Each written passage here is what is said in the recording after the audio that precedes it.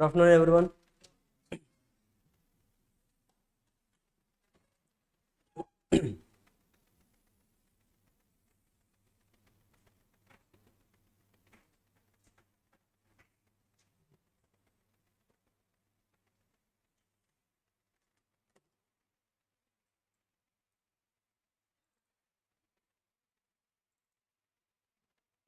Material తీసుకున్నారు అందరూ?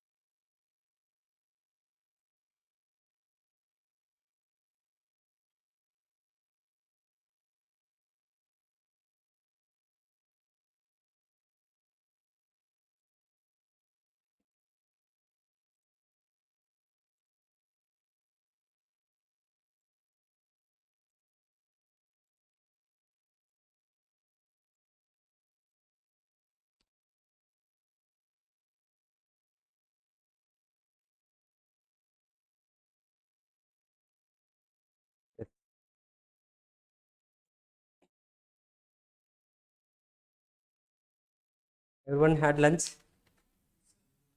చేసారా? Okay. So, are you ready for fast track? Perfect.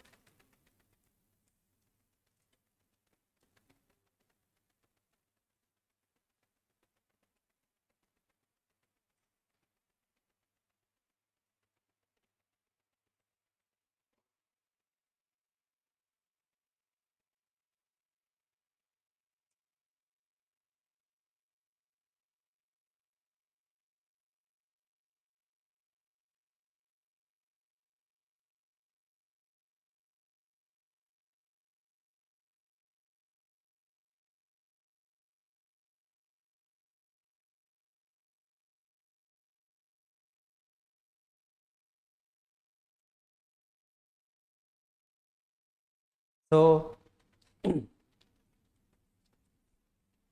Fast track classes nothing but just మనం ఇప్పటి వరకు అయితే ఏదైతే డిస్కస్ చేసామో, సో ఇన్ని డేస్ ఇన్ అవర్స్ డిస్కస్ చేసింది will discuss in 5 to 6 hours for part 1 and 5 to 6 hours for part 2. Of course even though this is the revision, యాక్చువల్గా of course మన క్లాసెస్లో డిస్కస్ చేసినప్పుడు ఏంటంటే ప్రతి పాయింట్ని ప్రతి లైన్ ఏంటంటే చాలా డిస్కస్ చేస్తూ ఉంటాం, చాలా ఎక్స్ప్లెనేషన్ అనేది ఇస్తూ ఉంటాం. సో ఆ ఎక్స్ప్లెనేషన్ కంప్లీట్ అయిపోయిన తర్వాత క్లాసెస్ ఒక చాప్టర్ కంప్లీట్ అయిపోయిన తర్వాత we done the revision, classes టైంలోనే రివిజన్ చేస్తాం. ఆ తర్వాత మళ్ళీ నెక్స్ట్ డే ఏదన్నా మళ్ళీ టాపిక్ స్టార్ట్ చేస్తుంటే ప్రీవియస్ టాపిక్ రివిజన్ చేసుకుంటూ వెళ్ళాం. సో నౌ కంబైన్డ్గా అన్ని చాప్టర్స్ కూడా కలిపి ఒకసారి రివిజన్ చేసేద్దాం. Revision of revision, already revision చేస్తాం, మళ్ళీ దాన్ని అగైన్ మనం రివిజన్ చేయబోతున్నాం. సో జాగ్రత్తగా వినండి, everything will be just like ఏంటంటే అటెస్ట్ ఒకేసారి నేర్చేసుకుంటాం కాబట్టి సో ఎలాంటి డౌట్స్ లేకుండా ప్రతిదీ కూడా ఫుల్ క్లారిటీగా అర్థం అవడానికి ఎక్కువ ఛాన్స్ ఉంటుంది. సో ఇండివిజువల్గా ఒక్కొక్క టాపిక్ నేర్చుకున్నప్పుడు ఏంటంటే you will concentrate on that topic, so you will forget the previous topic మర్చిపోతారు, నెక్స్ట్ టాపిక్ గుర్తుపెట్టుకుంటారు. సో అలా ఏంటంటే కుములేటివ్గా చాలా టాపిక్స్ అనేది మీ యొక్క ఆ యొక్క టోటల్ స్ట్రక్చర్లో నుంచి కొన్ని టాపిక్స్ అనేది లూజ్ అవ్వడానికి ఛాన్స్ ఉంది. సో దట్స్ వై ఒకసారి కంబైన్డ్గా మొత్తం సిలబస్ కవర్ చేసామంటే you will get a better clarity. ఓకేనా? So even though fast track అయినా కానీ will cover 100% concepts. Even though fast track will cover 100% కాన్సెప్ట్లో ఎక్కడ కూడా మనం చాయిస్ అనేది తీసుకోము. సో 100% కాన్సెప్చువల్గా మీకు ఏదైతే సిలబస్లో ఉంటుందో 100% సిలబస్ కవర్ చేద్దాం. ఓకేనా? సో కంపల్సరీగా అఫ్ కోర్స్ ఈవెన్ దో ఇప్పుడైనా సరే ఫాస్ట్ క్లాసెస్ అయినా సరే జస్ట్ ఈ క్లాసెస్ వరకు విని మీరు ప్రాపర్గా రివిజన్ చేశారు అంటే you will surely achieve more than 60 marks minimum you can achieve. There is nothing more in that because మనకి టోటల్గా లాలో ఏదైతే సిలబస్ ఉందో so everything was just like ఏంటంటే మనకి టోటల్గా 2 పార్ట్స్. సో ఫర్ ఎగ్జాంపుల్ కంపెనీలా ఉంది, కంపెనీలా సిఎంఏ ఇంటర్కి వచ్చేసరికి will get the 40% marks, correct. 40% marks will get from the company law it self. ఇక తర్వాత ఏదైతే industrial loss and labour loss ఉన్నాయో అవన్నీ కూడా ఏంటంటే ఒక 45% ఉంటే ethics will contribute another 15 marks. అర్థమవుతుందా? సో దట్స్ వై ఫస్ట్ మన రివిజన్ కూడా will start with the company law, most important one. ఎందుకు ఇంపార్టెంట్ అంటే కంపెనీ లా యొక్క సిగ్నిఫికెన్స్ అనేది రిమైనింగ్ యాక్ట్స్ కంటే కంపెనీ లా యొక్క significance was much more. Because మనకి కంపెనీ లా అనేది మనం ఇంటర్లో నేర్చుకుంటున్నాం, అలాగే ఏంటంటే సెకండ్ అందులో ఇంకొంత పార్ట్ వచ్చేసరికి ఫైనల్లో కూడా నేర్చుకుంటారు. So that's why company law అనేది ఫర్ ద ఎగ్జామినేషన్స్కి ఇంపార్టెంటే, ఫర్ నౌ ఇంపార్టెంటే, నెక్స్ట్ ఫైనల్ లెవెల్లో కూడా ఇంపార్టెంటే, ఆఫ్టర్ క్వాలిఫైయింగ్ కూడా కంపెనీస్ యాక్ట్ ఇంపార్టెంటే.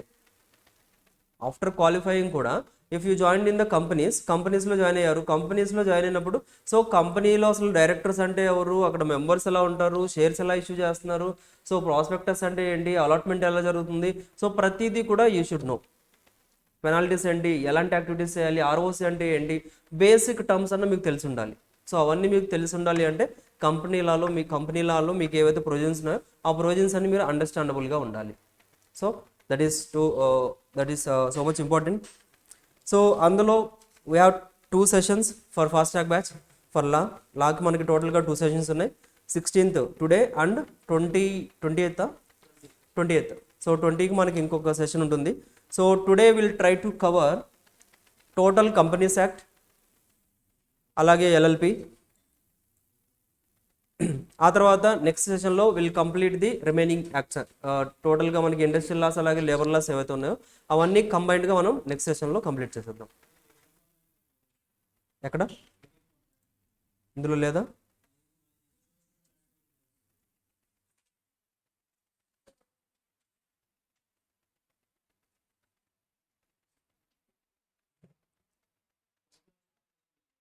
ఏంటి? ఓకే, నో ప్రాబ్లం, నేను చూసి పంపిస్తాను. మనకు మ్యాక్సిమం ఏంటంటే కోర్స్ ఫైనల్లో కూడా అంటే టోటలీ చాప్టర్ మనకి మెటీరియల్లో కూడా లేవా, ఇండెక్స్లోనే లేవా? మెటీరియల్లో ఉన్నాయా? ఒకసారి చెక్ చేయండి. ఐ థింక్ 63 అంటే 101 to 108. Okay, no problem, will check later. So నేను తర్వాత చెక్ చేస్తాను, చేసి ఏమేమి యాక్చువల్ కోడ్ అండ్ వేజెస్ ఏంటంటే మనకి ఈ మెటీరియల్లో ఇవ్వలేదు. కోర్స్ కోడ్ అండ్ వేజెస్ నేనే తీసేసాను. సో మనం సపరేట్గా వేరే మెటీరియల్ ద్వారా మనం కోడ్ అండ్ వేజెస్ అనేది డిస్కస్ చేస్తాం. So that's why not included in this chapter, because code and wages అనేది మనకి న్యూ సిలబస్లో న్యూగా అమెండ్ చేశారు కాబట్టి సో ఓల్డ్ ప్రొవిజన్స్ అన్ని కూడా మనం ఏంటంటే డిలీట్ చేస్తాం. సో ఆ ఓల్డ్ ఫార్మాట్స్ కానీ ఓల్డ్ అన్ని కూడా ఏంటంటే I just deleted everything and will freshly start with the new material. ఓకేనా? So that's why code and wages అనేది మనం సపరేట్గా డిస్కస్ చేద్దాం. కోర్స్ మన మెయిన్ మెటీరియల్ ఏదైతే ఉందో that is the updated content. మనకి మెయిన్ మెటీరియల్లో ఆల్రెడీ కోడ్ అండ్ వేజెస్ రిలేటెడ్గా చాప్టర్ ఇచ్చాం కదా, that is the updated provisions. So మనం వాటిని బేస్ చేసుకొని మనం చాప్టర్ డిస్కస్ చేస్తాం. ఓకేనా? సో ఫర్ నౌ టుడే మనం ఫస్ట్ సెషన్లో పార్ట్ 1 వచ్చేసరికి will complete entire companies act. ఓకేనా? ఎంటైర్ కంపెనీస్ యాక్ట్ మనం ఫస్ట్ పార్ట్లో డిస్కస్ చేద్దాం. ఆ తర్వాత నెక్స్ట్ పార్ట్ వచ్చేసరికి other acts and labour laws ఏవైతే ఉన్నాయో అవన్నీ కూడా కంప్లీట్ చేద్దాం. ఓకేనా? రెడీ? స్టార్ట్ చేద్దామా? పర్ఫెక్ట్.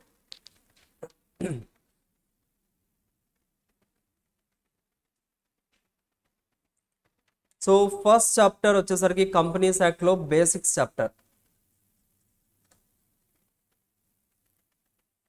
బేసిక్స్, అసలు కంపెనీ అంటే ఏంటి, కంపెనీస్ యాక్ట్ అంటే ఏంటి, కంపెనీస్ యాక్ట్ ఎప్పుడు ఇంట్రొడ్యూస్ అయింది, కంపెనీస్ యాక్ట్ ఎప్పుడు ఇంట్రొడ్యూస్ చేశారు, కంపెనీస్ యాక్ట్ యొక్క కమెన్స్మెంట్ ఏంటి, కంపెనీస్ యాక్ట్లో చెప్పిన బేసిక్ డెఫినేషన్స్ ఏంటి, అవన్నీ కూడా మనం బేసిక్స్ చాప్టర్లో డిస్కస్ చేస్తాం. అర్థమవుతుందా? కంపెనీస్ యాక్ట్ అంతా మనకి డ్రాఫ్ట్ చేస్తారు. ఆ డ్రాఫ్ట్ చేసినప్పుడు ఏంటంటే కంపెనీస్ యాక్ట్ అంతా మనకు ప్రాపర్గా అర్థం అవ్వాలి అంటే కంపెనీస్ యాక్ట్లో యూస్ చేసిన వర్డ్స్ అన్నిటికీ కూడా ఏంటంటే ప్రాపర్ డెఫినేషన్స్ ఇచ్చారు మనకి. ఆ డెఫినేషన్స్ అనేది ఏంటో మనం డిస్కస్ చేద్దాం. So because those are also important for your syllabus. ఎగ్జామినేషన్స్కి కూడా ఏంటంటే ఈ డెఫినేషన్స్ చాలా ఇంపార్టెంట్. మనం ఏదైతే ఇప్పుడు డిస్కస్ చేయబోతున్నామో అవన్నీ ఎగ్జామ్కి కూడా ఇంపార్టెంటే. బికాస్ ఎగ్జామినేషన్లో కూడా ఆ డెఫినేషన్స్ రిలేటెడ్గా ఎంసీక్యూస్ అడగడం జరుగుతుంది. ఓకేనా? సో దట్స్ వై మనకి ఇవన్నీ కూడా ఇంపార్టెంట్. టోటల్గా మనకి బేసిక్స్ చాప్టర్లో ఏంటంటే రెండు సెక్షన్స్ ఉంటాయి, సెక్షన్ 1, సెక్షన్ 2. ఈ 2 సెక్షన్స్ రిలేటెడ్గా మాత్రమే మనం బేసిక్స్ చాప్టర్లో డిస్కస్ చేస్తాం. ఓకేనా? క్లియర్? బేసిక్స్ చాప్టర్లో విల్ డిస్కస్ బేసిక్స్ చాప్టర్లో మనం ఏంటంటే సెక్షన్ నెంబర్ 1, సెక్షన్ నెంబర్ 2 సెక్షన్స్ గురించి డిస్కస్ చేస్తాం. సెక్షన్ నెంబర్ 1 ఏంటి? First section of the companies act 2013. Companies act 2013లో సెక్షన్ నెంబర్ 1 ఏంటి అంటే just like companies act 2013 section number 1లో మనకి ఏమని డిస్కస్ చేస్తారంటే సెక్షన్ నెంబర్ 1లో షార్ట్ టైటిల్ అంటే ఏంటి, కంపెనీస్ యాక్ట్ యొక్క నేమ్ ఏంటి, షార్ట్ టైటిల్ ఏంటి, దాని యొక్క ఎక్స్టెంట్ ఎంతవరకు అప్లికబుల్ అవుతుంది, అలాగే ఏంటంటే కమెన్స్మెంట్ ఎప్పటి నుంచి కమెన్స్ అవుతుంది, వీటి రిలేటెడ్గా మనకి సెక్షన్ నెంబర్ 1లో చెప్పారు. కంపెనీస్ యాక్ట్ మీరు కంపెనీస్ యాక్ట్ ఓపెన్ చేసిన వెంటనే ఫస్ట్ సెక్షన్ నెంబర్ 1 ఉంటుంది. సో సెక్షన్ నెంబర్ 1లో ఏమని ఉంటుందంటే ఈ యొక్క యాక్ట్ని మనం ఏమని పిలవాలి అంటే ది కంపెనీస్ యాక్ట్ 2013 అని పిలవాలి. ఈ యాక్ట్ యొక్క ఫుల్ నేమ్ వచ్చేసరికి the companies act 2013. It will extend to the all over India మొత్తం అప్లై అయిపోతుంది. అలాగే ఏంటంటే కమెన్స్మెంట్ ఎప్పటి నుంచి కమెన్స్ అవుతుంది, అంటే ఇప్పుడు మనకి ఈ యాక్ట్ ఎప్పటి నుంచి అప్లికేబుల్ అవుతుందంటే ఈ యాక్ట్లో ఎప్పుడైతే సెక్షన్స్ ఉన్నాయో, ఎప్పుడైతే సెక్షన్స్ ఇంట్రొడ్యూస్ చేశారో ఆ డేట్ నుంచి ఈ యాక్ట్ అనేది అప్లై అయిపోతుంది.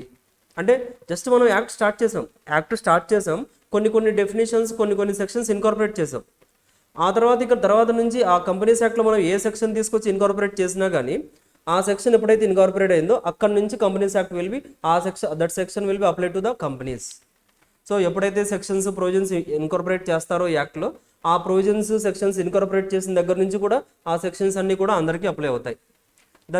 That is said in section 1. Section 1లో మనకి అది చెప్పారు. ఆ తర్వాత సెక్షన్ 2 ఏంటి? సెక్షన్ 2లో వచ్చేసరికి everything was related to definitions. అసలు ఈ కంపెనీస్ యాక్ట్లో మనకి ఏవైతే టోటల్గా డెఫినేషన్స్ రిక్వైర్మెంట్ ఉందో ఆ డెఫినేషన్స్ అన్నిటిని కూడా మనకి సెక్షన్ నెంబర్ 2లో డిస్కస్ చేయడం జరిగింది. So first of all section number 1, applicability of section number 1 అంటే ఈ షార్ట్ టైటిల్ అంటే companies act extends to whole of India including Jammu and Kashmir. So extends to whole of India అని చెప్పాం. సో ఇండియా మొత్తానికి companies act apply అవుతుందని చెప్తున్నాం కదా. ఎవరికి అప్లై అవుతుంది? అప్లికబిలిటీ. కంపెనీస్ యాక్ట్ అప్లై చేయాలి, ఎవరికి అప్లై అవుతుంది? ఇండివిజువల్ పర్సన్స్కి అప్లై అవుతుందా? మీకు అప్లై అవుతుందా కంపెనీస్ యాక్ట్? మీకు అప్లై అవుతుందా? ఇండివిజువల్ పర్సన్స్కి అప్లై అవుతుంది కదా కంపెనీస్ యాక్ట్ అప్లై అవ్వాలి అంటే కంపల్సరీగా కంపెనీస్ అయి ఉండాలి. That to those companies incorporated in India, nothing but under this act. Companies యాక్ట్లో ఇన్కార్పొరేట్ అయి ఉండాలి or under any previous company law, లేదా ప్రీవియస్గా కంపెనీస్ యాక్ట్ రాకముందు కూడా, కంపెనీస్ యాక్ట్ 2013 రాకముందు కూడా మనకి కంపెనీస్ రిలేటెడ్గా కొన్ని యాక్ట్స్ ఉన్నాయి. సో ఈ కంపెనీస్ యాక్ట్ 2013లో ఇన్కార్పొరేట్ అయిందా కంపెనీ, దట్ విల్ బి అలాంటి కంపెనీస్ అన్నిటికీ కూడా కంపెనీస్ యాక్ట్ 2013 అప్లై అవుతుంది. లేదు 2013 యాక్ట్లో ఇన్కార్పొరేట్ అవ్వలేదు, ప్రీవియస్ కంపెనీలలో ఇన్కార్పొరేట్ అయ్యాయి. సో అలాంటి కంపెనీస్ అన్నిటికీ కూడా companies act 2013 will be applicable. ఓకేనా? Including insurance companies, banking companies లేదా ఎలక్ట్రిసిటీ కంపెనీస్. ఈ 3 టైప్ ఆఫ్ కంపెనీస్ కూడా కంపెనీస్ యాక్ట్ అప్లై అవుతుంది. But can not override with their special acts. అంటే ఏంటంటే కంపెనీలా ఏదైతే ఉందో this is specific law, general law, this is general law. అన్ని కంపెనీస్కి అప్లై అయిపోతుంది.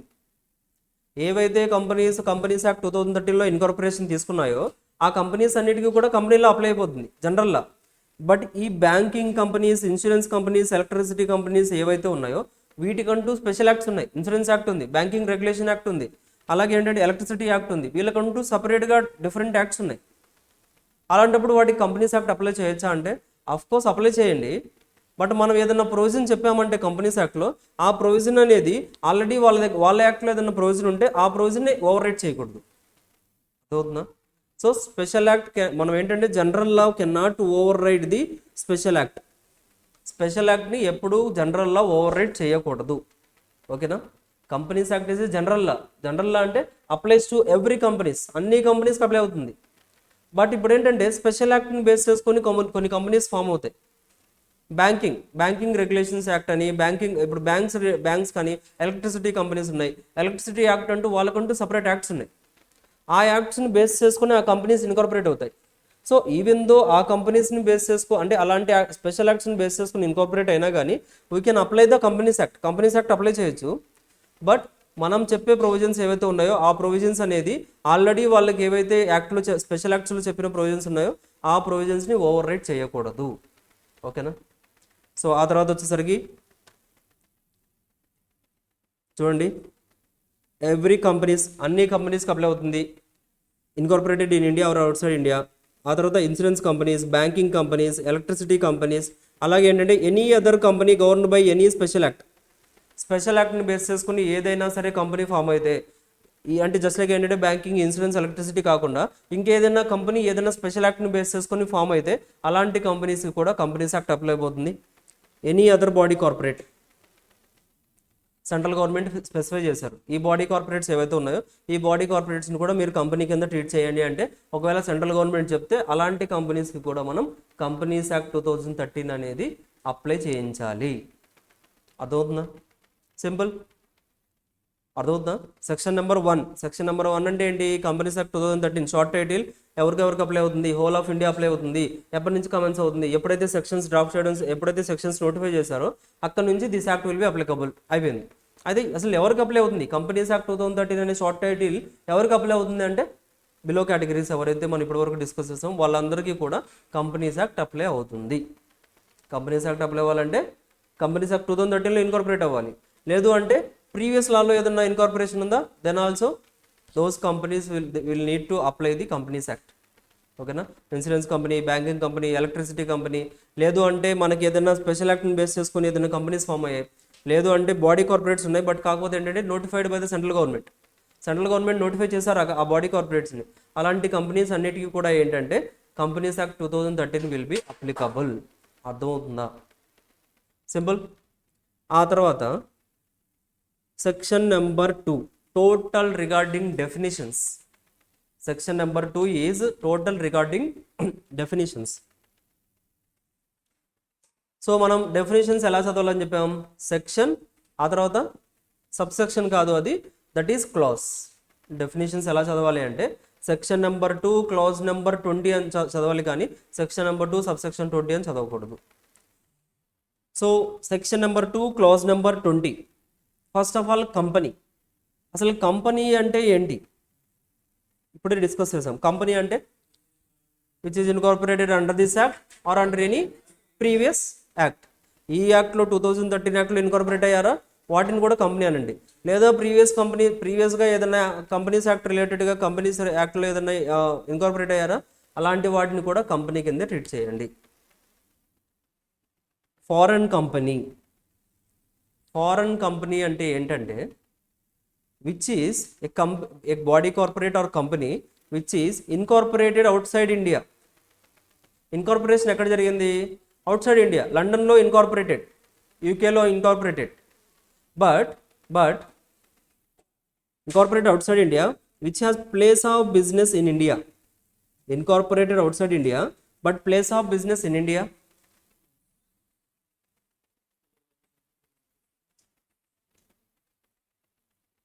India whether by itself or through an agent, ఫిజికల్గా కావచ్చు, ఎలక్ట్రానిక్ మోడ్లో కావచ్చు, ఎలాగైనా కానీ ప్లేస్ ఆఫ్ బిజినెస్ వచ్చేసరికి మనకి ఇండియాలో ఉంది.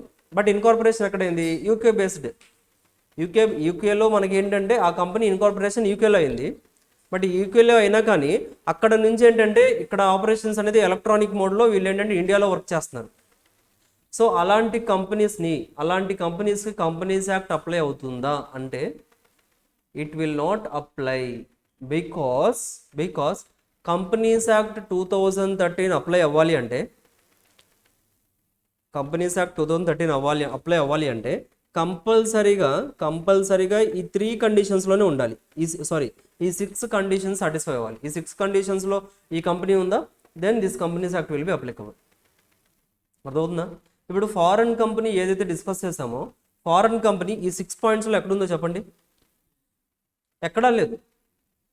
చూడండి, foreign company means any company or body corporate incorporated outside India. అసలు ఇండియాలోనే ఇన్కార్పొరేట్ అవ్వలేదు, అంటే not incorporated under this act or incorporated under previous act. So మన కంపెనీస్ యాక్ట్లో ఇన్కార్పొరేట్ అవ్వలేదు, ప్రీవియస్ కంపెనీస్ యాక్ట్లో కూడా ఇన్కార్పొరేట్ అవ్వలేదు. దెన్ అలాంటి కేసెస్లో కంపెనీస్ యాక్ట్ 2013ని మనం ఏంటంటే ఫారెన్ కంపెనీకి అప్లై చేయాల్సిన అవసరం లేదు. ఓకేనా, ఫారెన్ కంపెనీకి companies act 2013 will not be applicable. ఓకేనా, సింపుల్. ఆ తర్వాత బాడీ కార్పొరేట్ అంటే ఏంటి? Section 2 clause number 11. Body corporate includes A company incorporated outside India. It includes inclusive definition incorporated outside India but does not include a cooperative society or any other body corporate which the central government has notified. So body corporate అంటే nothing but మనకి ఏంటంటే just like it includes company incorporated outside India. So just like ఇప్పుడు మనం foreign company అని discuss చేసామో, foreign company is nothing but body corporate. Because మనం body corporate అని ఎందుకు అంటున్నామంటే, అలాంటి వాటిని మనం అంటే అలాంటి కంపెనీస్ని వాటిని మనం బాడీ కార్పొరేట్స్ అని ఎందుకు అంటున్నామంటే, just because they also have the same characteristics of the company. కంపెనీకి ఏదైతే క్యారెక్టరిస్టిక్స్ ఉన్నాయో అలాంటి క్యారెక్టరిస్టిక్సే మనకేంటంటే బాడీ కార్పొరేట్కి కూడా ఉంటాయి. అర్థమవుతుందా? చూడండి, a body corporate is any entity which has perpetual succession. Perpetual succession అంటే అంతే, కంపెనీ అనేది అలా అంటే ఎవరైనా మెంబర్ వచ్చినా కానీ, మెంబర్ ఎవరైనా ఎక్స్పైర్ అయిపోయినా కానీ, డెత్ అయినా కానీ company will remains constant. Just like ఏంటంటే కంపెనీ ఏంటంటే అలా రన్ అవుతూనే ఉంటుంది, కంపెనీలో ఎలాంటి చేంజెస్ ఉండవు. అర్థమవుతుందా? Perpetual succession. Separate legal entity, just like separate legal entity, కంపెనీకి అంటూ ఒక సపరేట్ లీగల్ ఎంటిటీ అనేది క్రియేట్ అవుతుంది. Artificial person, company is also an artificial person కదా, అలాగే మనకి బాడీ కార్పొరేట్ కూడా సపరేట్ లీగల్ ఎంటిటీ కాన్సెప్ట్ అనేది అప్లై అవుతుంది. Right to use common seal, ఒకవేళ కామన్ సీల్ ఉంటే they have the right to use the common seal. Power to acquire, hold, dispose of property both movable and immovable. So ఎలాంటి assets అయినా సరే company అనేది, just like company అనేది ఎలాంటి asset అయినా purchase చేయగలదు కంపెనీ తరపున. రిలయన్స్ పర్చేజ్డ్ దిస్ ల్యాండ్ అంటే అక్కడ డైరెక్ట్గా ముఖేష్ అంబానీ పర్చేజ్ చేశారని కాదు, కంపెనీయే పర్చేజ్ చేశారు. కంపెనీ అపార్ట్మెంట్ పర్చేజ్ చేశారు, కంపెనీ బిల్డింగ్ పర్చేజ్ చేశారు, కంపెనీ మిషనరీ పర్చేజ్ చేశారు, కంపెనీ అసెట్స్ పర్చేజ్ చేశాయి, కంపెనీ అసెట్స్ సేల్ చేశాయి, కంపెనీ అసెట్స్ డిస్పోజ్ ఆఫ్ చేశాయి. So company has the right, కంపెనీకే రైట్ ఉంది, కంపెనీలో అసెట్స్ని డిస్పోజ్ చేయొచ్చు, కంపెనీలో ఒక అసెట్స్ పర్చేజ్ చేయొచ్చు. సో కంపెనీ నేమ్ మీద they can acquire, sold and dispose of the assets, both tangible and intangible, and be sued is a body corporate. And ఎవరైనా సరే ఈ కంపెనీ మీద, ఈ బాడీ కార్పొరేట్స్ మీద ఏంటంటే they can file the case. So ఇలాంటి characteristics ఉన్న వాటి అన్నింటి కూడా మనం బాడీ కార్పొరేట్స్ అంటాం. సో సేమ్ క్యారెక్టరిస్టిక్స్ మనకి కంపెనీకి కూడా ఉంటాయి. ఓకేనా? సో బట్ బాడీ కార్పొరేట్కి కంపెనీకి డిఫరెన్స్ ఏంటంటే, కంపెనీ ఏంటంటే మ్యాక్సిమం మనకి ఇన్కార్పొరేటెడ్ అండ్ ఇండియాలో ఇన్కార్పొరేట్ అవుతుంది. అలాగే ఏంటంటే జస్ట్ లైక్ ఏంటంటే కంపెనీస్ యాక్ట్ 2013లో ఇన్కార్పొరేట్ అవుతుంది, లేదా ప్రీవియస్ కంపెనీస్ యాక్ట్లో ఇన్కార్పొరేట్ అవుతుంది. బట్ బాడీ కార్పొరేట్ అంటే కంపల్సరీగా ఇన్కార్పొరేషన్ ఇండియాలో ఉండాలని అవసరం లేదు. ఫారెన్లో ఇన్కార్పొరేట్ అయినా కానీ అలాంటి వాటిని మనం బాడీ కార్పొరేట్ కింద ట్రీట్ చేయొచ్చు. అర్థమవుతుందా? ఆ తర్వాత section number 2 clause number 68, important one, private company and 71 clause number 71 public company. 68 and 71 important ones.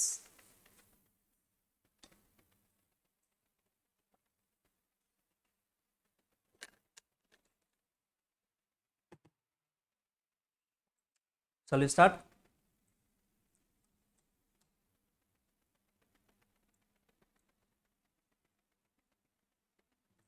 చూడండి, section number 2 clause number 68 private company.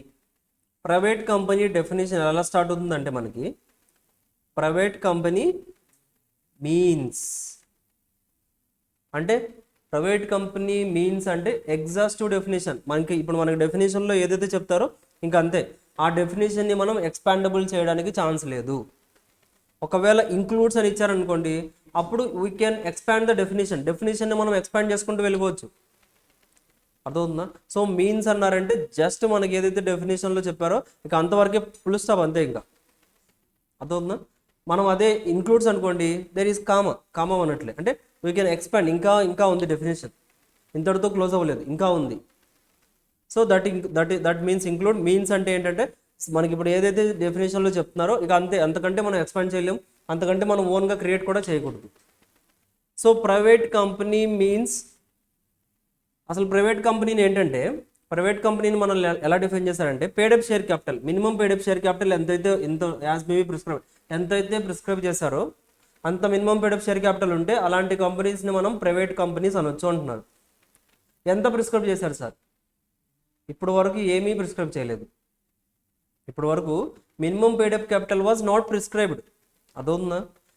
Minimum paid up share capital మనకి ఇంత ఉండాలి ప్రైవేట్ కంపెనీ, కానీ ఎక్కడ ప్రిస్క్రైబ్ చేయలేదు. But which by its articles restricts limits and prohibits. But private company కింద మీరు registration తీసుకుంటే, వీ హ్యావ్ త్రీ టర్మ్స్ ఏంటంటే, ఒకటి రెస్ట్రిక్షన్ ఉంది మనకి, ఒకటి లిమిట్స్ ఉన్నాయి, ఇంకోటి ప్రొహిబిషన్ ఉంది మనకి. ప్రైవేట్ కంపెనీ అయ్యారు అంటే, ప్రైవేట్ కంపెనీ అయితే if in case the company was registered as a private company, మనకైతే paid up share capital, minimum paid up share capital ఎంత ఉంటే ప్రైవేట్ కంపెనీ కింద చెప్పేసేస్తాం అని చెప్పారు. మేము ప్రిస్క్రైబ్ చేస్తాం, రూల్స్లో ప్రిస్క్రైబ్ చేస్తాం. అక్కడ ఆ రూల్స్లో ప్రిస్క్రైబ్ చేసిన అమౌంట్ కనుక మీరు మినిమం మెయింటైన్ చేశారంటే you will be treated as private company అని చెప్పేశారు. బట్ మనం రూల్స్ చెక్ చేస్తే రూల్స్లో ఎక్కడ మనకి ప్రిస్క్రిప్షన్ అంటే ఎంత ప్రిస్క్రైబ్ చేశారనేది ఎక్కడా లేదు. అంటే పేడప్ షేర్ క్యాపిటల్ ఇంత ఉండాలి అని ఎక్కడ కూడా ప్రిస్క్రైబ్ చేయలేదు. అదవుతుందా? బట్ మనకేంటంటే సెక్షన్ నెంబర్ 3లో we have minimum number of members in private company. Minimum ఇంతమంది మెంబర్స్ ఉండాలి, మ్యాక్సిమం ఇంతమంది మెంబర్స్ ఉండాలి అని సెక్షన్ నెంబర్ 3లో డిస్కస్ చేశారు. అందులో మినిమం వచ్చేసరికి 2 మెంబర్స్ ఉండాలి, మ్యాక్సిమం వచ్చేసరికి 200 మెంబర్స్ ఉండాలి. 200 కంటే ఎగ్జిట్ అవ్వకూడదు, ఒక్క మెంబర్ కూడా ఎగ్జిట్ అవ్వకూడదు. ఓకేనా? That is in case of private company. Private కంపెనీలో అయితే ఇలా ఉండాలి. బట్ ప్రైవేట్ కంపెనీలో మనకి ఏంటంటే we have restrict the right to transfer its shares అనేది పర్సన్ ఏ నుంచి పర్సన్ బికి ట్రాన్స్ఫర్ చేయాలి అంటే there is restriction in case of private company. Unlike public company, ఒక షేర్స్ అనేది ఒక పర్సన్ నుంచి ఇంకో పర్సన్కి ట్రాన్స్ఫర్ చేయించాలి అంటే we have the restriction in the definition itself. Private company యొక్క డెఫినేషన్లోనే మనకి రెస్ట్రిక్షన్ ఉంది. Restriction is different from prohibition. కరెక్టా? ప్రొహిబిషన్ అంటే అసలు ఈ యాక్టివిటీ అనేది చేయకూడదు. రెస్ట్రిక్షన్ అంటే జస్ట్ ఇప్పటి వరకు చేయొద్దు, ఒకవేళ ఏదన్నా పర్మిషన్ తీసుకొని యూ కెన్ డూ. అర్థమవుతుందా? ప్రొహిబిషన్ వేరు, రెస్ట్రిక్షన్ వేరు. రెస్ట్రిక్టెడ్ అంటే అసలు మనం వెళ్ళకూడదు, చేయకూడదు అని కాదు. We can do that activity but with the proper permission. Prohibition అంటే ఎలాంటి పర్మిషన్ ఉన్నా కానీ we cannot accept, that's it. అర్థమవుతుందా? So restrict the right to transfer its shares అంటే షేర్స్ ట్రాన్స్ఫర్ చేయడానికి ప్రైవేట్ కంపెనీకి రెస్ట్రిక్షన్ ఇచ్చాం మనం. అర్థమవుతుందా? అంటే ప్రైవేట్ కంపెనీ యొక్క షేర్స్ ఏవైతే ఉన్నాయో those cannot be freely transferable. అంతేనా? రెస్ట్రిక్షన్ ఆన్ ట్రాన్స్ఫర్ అంటే పర్సన్ ఏ నుంచి పర్సన్ బికి షేర్స్ అనేది ట్రాన్స్ఫర్ అవ్వదు. అందువల్లే ప్రైవేట్ కంపెనీ యొక్క షేర్స్ అనేది పబ్లిక్ అంటే మార్కెట్లో మనకి ఏంటంటే లిస్టింగ్లోకి రావు ప్రైవేట్ కంపెనీ షేర్స్. బికాస్ ఒకవేళ ప్రైవేట్ కంపెనీ షేర్స్ కనుక స్టాక్ ఎక్స్చేంజ్లో వచ్చాయంటే ఈజీగా ట్రాన్స్ఫర్ అవుతాయి లేదా ఒక పర్సన్ నుంచి ఇంకో పర్సన్? స్టాక్ ఎక్స్చేంజ్లోకి వచ్చేసాయి. ఇప్పుడు ఏంటంటే నేషనల్ స్టాక్ ఎక్స్చేంజ్లోకి ఏంటంటే మనం ఏంటంటే బిఎస్సిలోకి తీసుకెళ్ళి మన షేర్స్ అన్ని లిస్ట్ చేసాం. ఒకవేళ for example we are the private company కాబట్టి వెళ్ళి స్టాక్ ఎక్స్చేంజ్లో లిస్ట్ చేసాం. ఒకవేళ స్టాక్ ఎక్స్చేంజ్లో మన షేర్స్ కనుక లిస్ట్ చేస్తే చెప్పండి, ఆటోమేటిక్గా షేర్స్ ఏవైతే ఉన్నాయో ఆ షేర్స్ ఒక పర్సన్ నుంచి ఇంకో పర్సన్కి బై సెల్ ట్రాన్స్ఫర్ అయిపోతూనే ఉంటుందా లేదా? కరెక్టా? బట్ ప్రైవేట్ కంపెనీకి మనం రెస్ట్రిక్షన్ ఇంపోజ్ చేసాం. రెస్ట్రిక్షన్ ఏంటి అంటే మీ యొక్క షేర్స్ అనేది ఈజీగా ట్రాన్స్ఫర్ చేయకూడదు. మరి ఎలా సార్, ఎలా ట్రాన్స్ఫర్ చేయాలంటే, ట్రాన్స్ఫర్ చేయాలి అంటే మనం మెంబర్స్, మన కంపెనీ యొక్క మెయిన్ మెంబర్ కానీ కంపెనీ యొక్క పర్మిషన్ తీసుకొని, ప్రాపర్ పర్మిషన్ తీసుకొని అప్పుడు మాత్రమే ఒక పర్సన్ నుంచి ఇంకో పర్సన్కి ట్రాన్స్ఫర్ చేయగలం. దట్స్ వై ప్రైవేట్ కంపెనీ యొక్క షేర్స్ ఎప్పుడు కూడా లిస్టింగ్లోకి వెళ్ళవు, స్టాక్ ఎక్స్చేంజ్లో లిస్ట్ అవ్వవు. అదవుతుందా? బికాస్ ఆఫ్ దిస్ డెఫినేషన్లో మనకి రెస్ట్రిక్షన్ ఉంది కాబట్టి ప్రైవేట్ కంపెనీ యొక్క షేర్స్ అనేది స్టాక్ ఎక్స్చేంజ్లో లిస్ట్ అవ్వవు. ఆ తర్వాత limits the number of members to 200. చెప్పిన మ్యాక్సిమం నెంబర్స్ వచ్చేసరికి 200 ఉండాలి, అంతకంటే ఎక్కువ మెంబర్స్ ఉండకూడదు. Prohibits any invitation to public to subscribe for any securities of the company. అంటే మనం ఓన్గా ప్రైవేట్ కంపెనీ ఏదైతే ఉందో ప్రైవేట్ కంపెనీ డైరెక్ట్గా వెళ్ళి ఆఫర్స్ ఇవ్వకూడదు. వచ్చేయండి మా కంపెనీలో వచ్చి షేర్స్ పర్చేస్ చేయండి అని పబ్లిక్కి వెళ్ళి ఆఫర్ అనేది ఇవ్వకూడదు. పబ్లిక్ ఆఫర్ అనేది ప్రైవేట్ కంపెనీస్కి ప్రొహిబిటెడ్, స్ట్రిక్ట్లీ ప్రొహిబిటెడ్. అర్థమవుతుందా? అంటే ఏంటి, private companies cannot go for IPOs, initial public offer, ఐపీఓస్కి వెళ్ళకూడదు. అర్థమవుతుందా? మరి ఎలా సార్ వీళ్ళకి ఫండ్స్ ఎలా వస్తాయి, ప్రైవేట్ కంపెనీస్కి ఫండ్స్ ఎలా? పబ్లిక్ కంపెనీ అనుకోండి స్టాక్ ఎక్స్చేంజ్లోకి వెళ్తున్నాయి, స్టాక్ ఎక్స్చేంజ్లోకి వెళ్ళి ఇలా మేము షేర్స్ ఇష్యూ చేద్దాం అనుకుంటున్నాం, సో ఎవరెవరైతే ఇంట్రెస్టెడ్గా ఉన్నారో వాళ్ళందరూ మాకు అమౌంట్ ఇచ్చి షేర్స్ తీసుకుని అంటాం. అర్థమవుతుందా? సో పబ్లిక్ కంపెనీలో ఏంటి, డైరెక్ట్గా అమౌంట్ అనేది share holders, equity share holders ఎవరైతే ఉన్నారో వాళ్ళందరూ మనీ ఇచ్చేసి షేర్స్ పర్చేస్ చేస్తారు, కంపెనీకి కొంత అమౌంట్ వచ్చేస్తుంది. బట్ ప్రైవేట్ కంపెనీస్కి ఎలాగా, ప్రైవేట్ కంపెనీస్ కూడా ఫండ్స్ కావాలి, బట్ మమ్మల్ని వెళ్ళి స్టాక్ ఎక్స్చేంజ్లో లిస్ట్ అవ్వనిస్తున్నాం, మనం స్టాక్ ఎక్స్చేంజ్లోకి వెళ్ళి లిస్ట్ అయితే అవ్వనివ్వట్లేదు, బట్ మరి వాళ్ళకి ఫండ్స్ ఎలా వస్తాయి? They can go for the private placement. Topic ఉందా మనకి? ప్రైవేట్ ప్లేస్మెంట్ అంటే మనం డైరెక్ట్గా వెళ్ళి అడగట్లేదు, సార్ మాకు డబ్బులు ఇవ్వండి అని మనం అడగట్లేదు. మనం ఏంటంటే ఒక స్పెసిఫైడ్గా మన కంపెనీ యొక్క పర్ఫార్మెన్స్ ఏంటి అవన్నీ చెప్తాము, వాళ్ళు అవన్నీ అనలైజ్ చేసి ఆ పర్సన్స్ ఎవరైతే ఉన్నారో ఆ పర్సన్స్ అనలైజ్ చేసి ఓకే మీ కంపెనీలో గ్రోత్ ఉండడానికి ఛాన్స్ ఉంది, I want to invest in your company అని ఆ పర్సన్సే డైరెక్ట్గా వచ్చి మనల్ని కాంటాక్ట్ అవుతారు. అంతేగాని మనం ఓపెన్గా పబ్లిక్ ఆఫర్ అయితే ఎవరికి ఇవ్వట్లేదు. ప్రైవేట్గా ఒక సింగిల్ పర్సన్కి కానీ కొంతమంది పర్సన్స్కి కానీ వీ గివ్ ద ఆఫర్, అంతేగాని పబ్లిక్ ఆఫర్ ఎప్పుడు కూడా ప్రైవేట్ కంపెనీస్ ఇవ్వడానికి ఛాన్స్ లేదు. బికాజ్ ఎందుకు ఇవ్వలేరు అంటే it was strictly prohibited in the section itself. Private company సెక్షన్లోనే మనకి ప్రొహిబిషన్ ఇచ్చేశారు. ప్రొహిబిషన్ ఏమని ఇచ్చారు, ఈ ప్రైవేట్ కంపెనీస్ ఏవైతే ఉన్నాయో private companies cannot go for the public issue, public ఆఫర్కి వెళ్ళకూడదు. పబ్లిక్ దగ్గరికి వెళ్ళి సో ఇలా మేము షేర్స్ సెల్ చేద్దాం అనుకుంటున్నాం, వచ్చి మా కంపెనీ యొక్క షేర్స్ పర్చేస్ చేయండి అని పబ్లిక్ ఆఫర్ ఇప్పటికీ కూడా ఇవ్వకూడదు. వీళ్ళే ప్రైవేట్ ప్లేస్మెంట్ ఇవ్వచ్చు. ప్రైవేట్ ప్లేస్మెంట్ అంటే ప్రైవేట్గా కొంతమంది పర్సన్స్ దగ్గరికి వెళ్ళి సో మా కంపెనీ యొక్క గ్రోత్ చూడండి, ఫినాన్షియల్స్ చూడండి, సో ఇవన్నీ చూడండి, సో మాకేమైనా మీరు ఆఫర్ చేయగలరా అని ప్రైవేట్గా కొంతమంది పర్సన్స్కి కావాలంటే వాళ్ళ ఆఫర్ అనేది ఇవ్వచ్చు, కానీ పబ్లిక్ ఆఫర్ అనేది ఎప్పటికీ పాసిబుల్ అవ్వదు. ఓకేనా, క్లియర్? సో ఈ 200 మెంబర్స్లో కూడా limit of the 200 members calculate చేసేటప్పుడు కూడా 200 మెంబర్స్ లిమిట్ క్యాలిక్యులేట్ చేసేటప్పుడు కూడా పాస్ట్ ఎంప్లాయీస్ అలాగే ఏంటంటే ప్రజెంట్ ఎంప్లాయీస్ని మనం కన్సిడరేషన్లోకి తీసుకోకూడదు. పాస్ట్ ఎంప్లాయీస్, ప్రజెంట్ ఎంప్లాయీస్ అంటే ఏంటంటే ఒకవేళ 200 ఎంప్లాయీస్ ఎవరైతే ఇప్పుడు ఏంటంటే ఫర్ ఎగ్జాంపుల్ మనం ఎంప్లాయీస్కి కూడా షేర్స్ అనేది అలాట్ చేసి ఉండొచ్చా లేదా?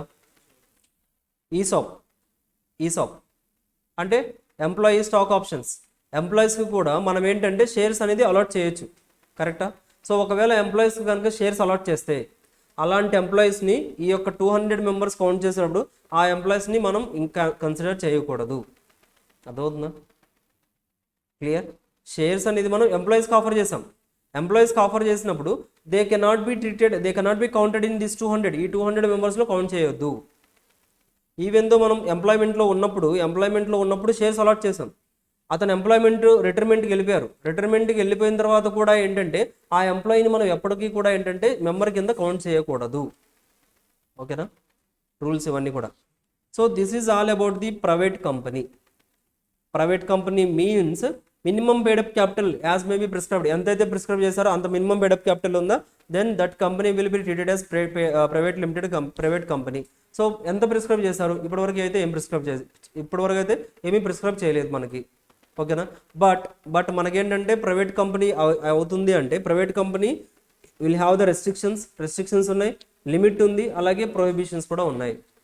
రెస్ట్రిక్షన్ ఏంటి, ట్రాన్స్ఫర్ చేయలేరు, షేర్స్ అనేది ఒక పర్సన్ నుంచి ఇంకో పర్సన్కి ఈజీగా ట్రాన్స్ఫర్ చేయలేరు. నెంబర్ ఆఫ్ మెంబర్స్ మ్యాక్సిమం 200 చెప్పాం, 200 ఉండాలి, అంతకంటే ఎక్కువ మెంబర్స్ ఉండకూడదు. 200 కంటే ఎక్కువ ఉన్నారా, 201 మెంబర్స్ ఉన్నారా, పబ్లిక్ కంపెనీ కింద రిజిస్ట్రేషన్ తీసుకోండి, అంతేకాని ప్రైవేట్ కంపెనీ లాగే ఉండడానికి ఛాన్స్ లేదు. అలాగే ప్రొహిబిషన్, పబ్లిక్ ఆఫర్కి వెళ్ళి పబ్లిక్ ఆఫర్ ఇచ్చి షేర్స్ అనేది పబ్లిక్ ఆఫర్ ఇచ్చి అమౌంట్ కలెక్ట్ చేసుకోవడానికి there is prohibition, prohibited from those activities. అలాంటి యాక్టివిటీస్ అనేది ప్రైవేట్ కంపెనీ ఎప్పటికీ కూడా చేయకూడదు. క్లియరా? Important one. ఆ తర్వాత section number 2 clause number 71 public company. Simple definition. Public company means a company which is not a private company. ఇక private company కానీ ఏ కంపెనీస్ అయితే ఉన్నాయో అవన్నీ కూడా పబ్లిక్ కంపెనీసే. అర్థమవుతుందా? పబ్లిక్ కంపెనీస్ అంటే నథింగ్ బట్ ఏదైతే మనకి ప్రైవేట్ కంపెనీ అవ్వలేదో ఆ కంపెనీస్ అన్ని పబ్లిక్ కంపెనీసే. అలాగే దాంతోపాటుగా ఏంటంటే అఫ్కోర్స్ ఇక్కడ కూడా మనకి ఏంటంటే మినిమం పేడ్ అప్ షేర్ క్యాపిటల్ ఎంత ఉండాలని చెప్పి ఎంతైతే ప్రిస్క్రైబ్ చేశారో అంత ఉండాలని చెప్పారు. బట్ ఇక్కడ కూడా మనకి మినిమం పేడ్ అప్ షేర్ క్యాపిటల్ ఎక్కడా కూడా ప్రిస్క్రైబ్ చేయలేదు. బట్ కాకపోతే ఏంటంటే subsidiary of a public company, subsidiary of a public company shall be deemed to be a public company. For example A limited is a public company. A limited is a public company. అర్థమవుతుందా? A Limited is a public company. A Limited has B Private Limited. A Limited has one company B Private Limited. So B Private Limited is a subsidiary company. చెప్పండి. ఇప్పుడు B Private Limited ఏదైతే ఉందో ఈ B Private Limited ని మనం public company అనాలా, private company అనాలా? BPVT limited అని ఉంది. సో ఇప్పుడు BPVT limited is public company or private company? Private company అన్నవాళ్ళు ఆన్సర్ చేసేయండి. పబ్లిక్ కంపెనీ అన్నవాళ్ళు పబ్లిక్ కంపెనీ ఎందుకు? అదేనా మీ ఆన్సర్ కూడా అదేనా? That's it. ఎప్పుడైతే పబ్లిక్ కంపెనీ ఉందో పబ్లిక్ కంపెనీకి ఒకవేళ సబ్సిడరీ కంపెనీస్ ఏదైనా ఉన్నాయి, ఈవెన్ దో అవి ప్రైవేట్ కంపెనీస్ అయినా కానీ ఆ కంపెనీస్ని కూడా మనం పబ్లిక్ కంపెనీ కిందే ట్రీట్ చేయాలి. డీమ్డ్, మనం అజంప్షన్ తీసేసుకోవాలి, deemed to be a public company. Even though అవి ప్రైవేట్ కంపెనీస్ అయినా కానీ వాటిని కూడా మనం పబ్లిక్ కంపెనీస్ కింద ట్రీట్ చేయాలి. Because those are the subsidiaries of the public company. Main company is the public company, public company యొక్క సబ్సిడరీస్ కాబట్టి వాటిని కూడా మనం పబ్లిక్ కంపెనీ కింద ట్రీట్ చేసి పబ్లిక్ కంపెనీస్కి ఎలాంటి ప్రొవిజన్స్ అయితే అప్లై చేస్తామో ఆ ప్రొవిజన్స్ అన్ని అప్లై చేయొచ్చు. అంటే ఆ కంపెనీస్ ఇప్పుడు ఏ లిమిటెడ్ ఏదైతే ఉందో ఏ లిమిటెడ్ యొక్క సబ్సిడరీ బి ప్రైవేట్ లిమిటెడ్. ఇప్పుడు బి ప్రైవేట్ లిమిటెడ్ని మనం ఏమంటున్నాం? పబ్లిక్ కంపెనీ అంటున్నాం. సో అంటే ఆ కంపెనీ కూడా వెళ్ళి స్టాక్ ఎక్స్చేంజ్లో లిస్ట్ అవ్వచ్చు, అంతే కదా? ఎలాంటి రెస్ట్రిక్షన్ లేదు, ఎలాంటి ప్రొహిబిషన్ లేదు. పబ్లిక్ దగ్గర ఆఫర్ తీసుకోవచ్చు, పబ్లిక్ మనీ తీసుకోవచ్చు. ఎందుకు? వీఆర్ డీమ్డ్, ఆ కంపెనీని మనం ఏమంటున్నాం అంటే deemed to be a public company అంటున్నాం. సో పబ్లిక్ కంపెనీ లాగా ట్రీట్ చేయడం. అర్థమవుతుందా? సో దట్స్ వై చూడండి, ప్రొవైడెడ్ దట్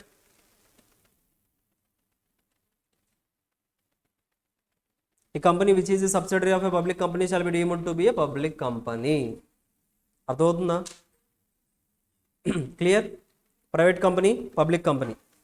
ఆ తర్వాత 1 person company. So 1 person company means a company which has only 1 person. That's it, అయిపోయింది.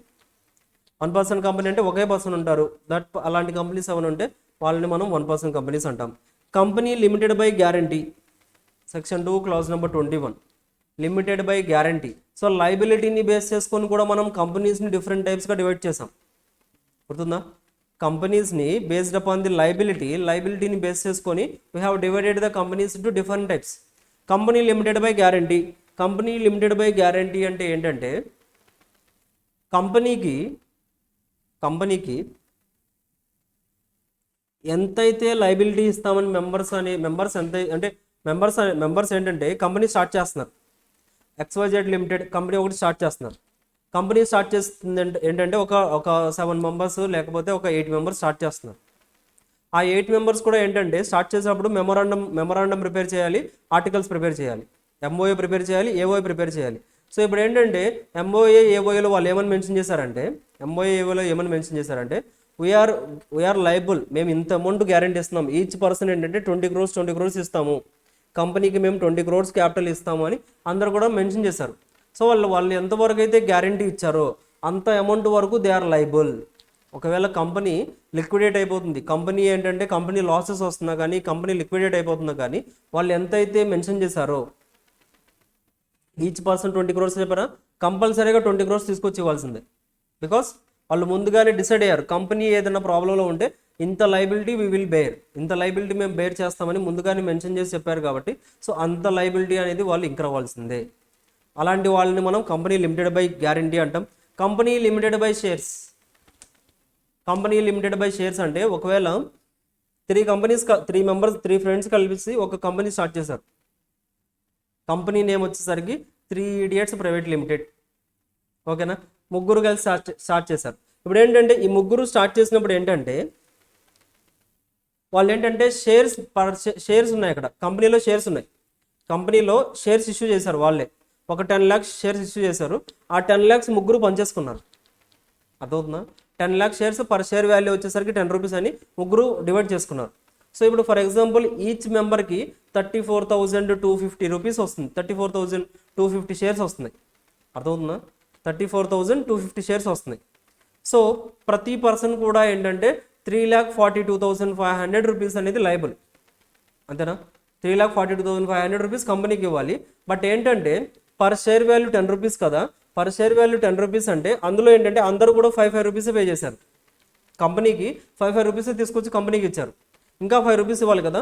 సో ఆ రిమైనింగ్ అన్పేడ్ వాల్యూ ఏదైతే ఉందో ఆ అన్పేడ్ వాల్యూ అంతా అమౌంట్కి కూడా దే ఆర్ లైబుల్. అలాంటి కంపెనీస్ని మనం ఏమన్నా చెప్తామంటే కంపెనీ లిమిటెడ్ బై షేర్స్ అంటాం. అర్థమవుతుందా? Company limited by shares.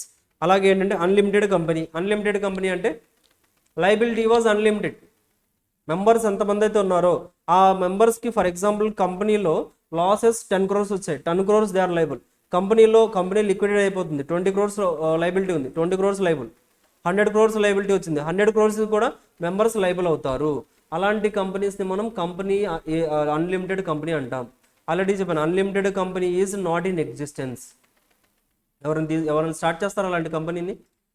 Unlimited liability తీసుకుంటాం. కంపెనీకి ఏదైనా వస్తే వీఆర్ అన్లిమిటెడ్ లైబిలిటీస్, అన్లిమిటెడ్గా మేమే లైబిలిటీ పే చేస్తాం. కంపెనీ లిక్విడేట్ అయిపోతుంది, లైబిలిటీస్ 100 crores వచ్చాయి. వీళ్ళందరూ పాకెట్స్ చెక్ చేసినా 10 crores కంటే ఎక్కువ లేవు. ఎలా పే చేస్తారు? అంతే, కేసు ఫైల్ చేస్తారు, జైల్లో తీసుకెళ్తారు, ఆ అమౌంట్ అన్ని అసెట్స్ అన్ని సెల్ చేసి రికవర్ చేస్తారు. సో దట్స్ వై అలాంటి కంపెనీస్ అయితే ఎవరు యాక్సెప్ట్ చేయరు, ఎవరు స్టార్ట్ కూడా చేయరు. బట్ థియరిటికల్గా మనకి ఏంటంటే అన్లిమిటెడ్ కంపెనీ అనేది ఒక కంపెనీ కూడా ఉంటుంది. నథింగ్ బట్ ఏంటంటే లైబిలిటీ వాజ్ అన్లిమిటెడ్. కంపెనీ ఎంత లైబిలిటీ ఇంకర్ అయితే ఆ లైబిలిటీ అంతా కూడా మెంబర్స్ మెయింటైన్ చేయాల్సిందే. మెంబర్స్ ఏంటంటే ఆ అమౌంట్ అంతా కూడా పే బ్యాక్ చేయాల్సిందే. ఓకేనా? పర్ఫెక్ట్. నెక్స్ట్ వన్ వచ్చేసరికి holding company. Section 2 clause number 46. Holding company definition was so simple. Holding company means a company having one or more subsidiaries.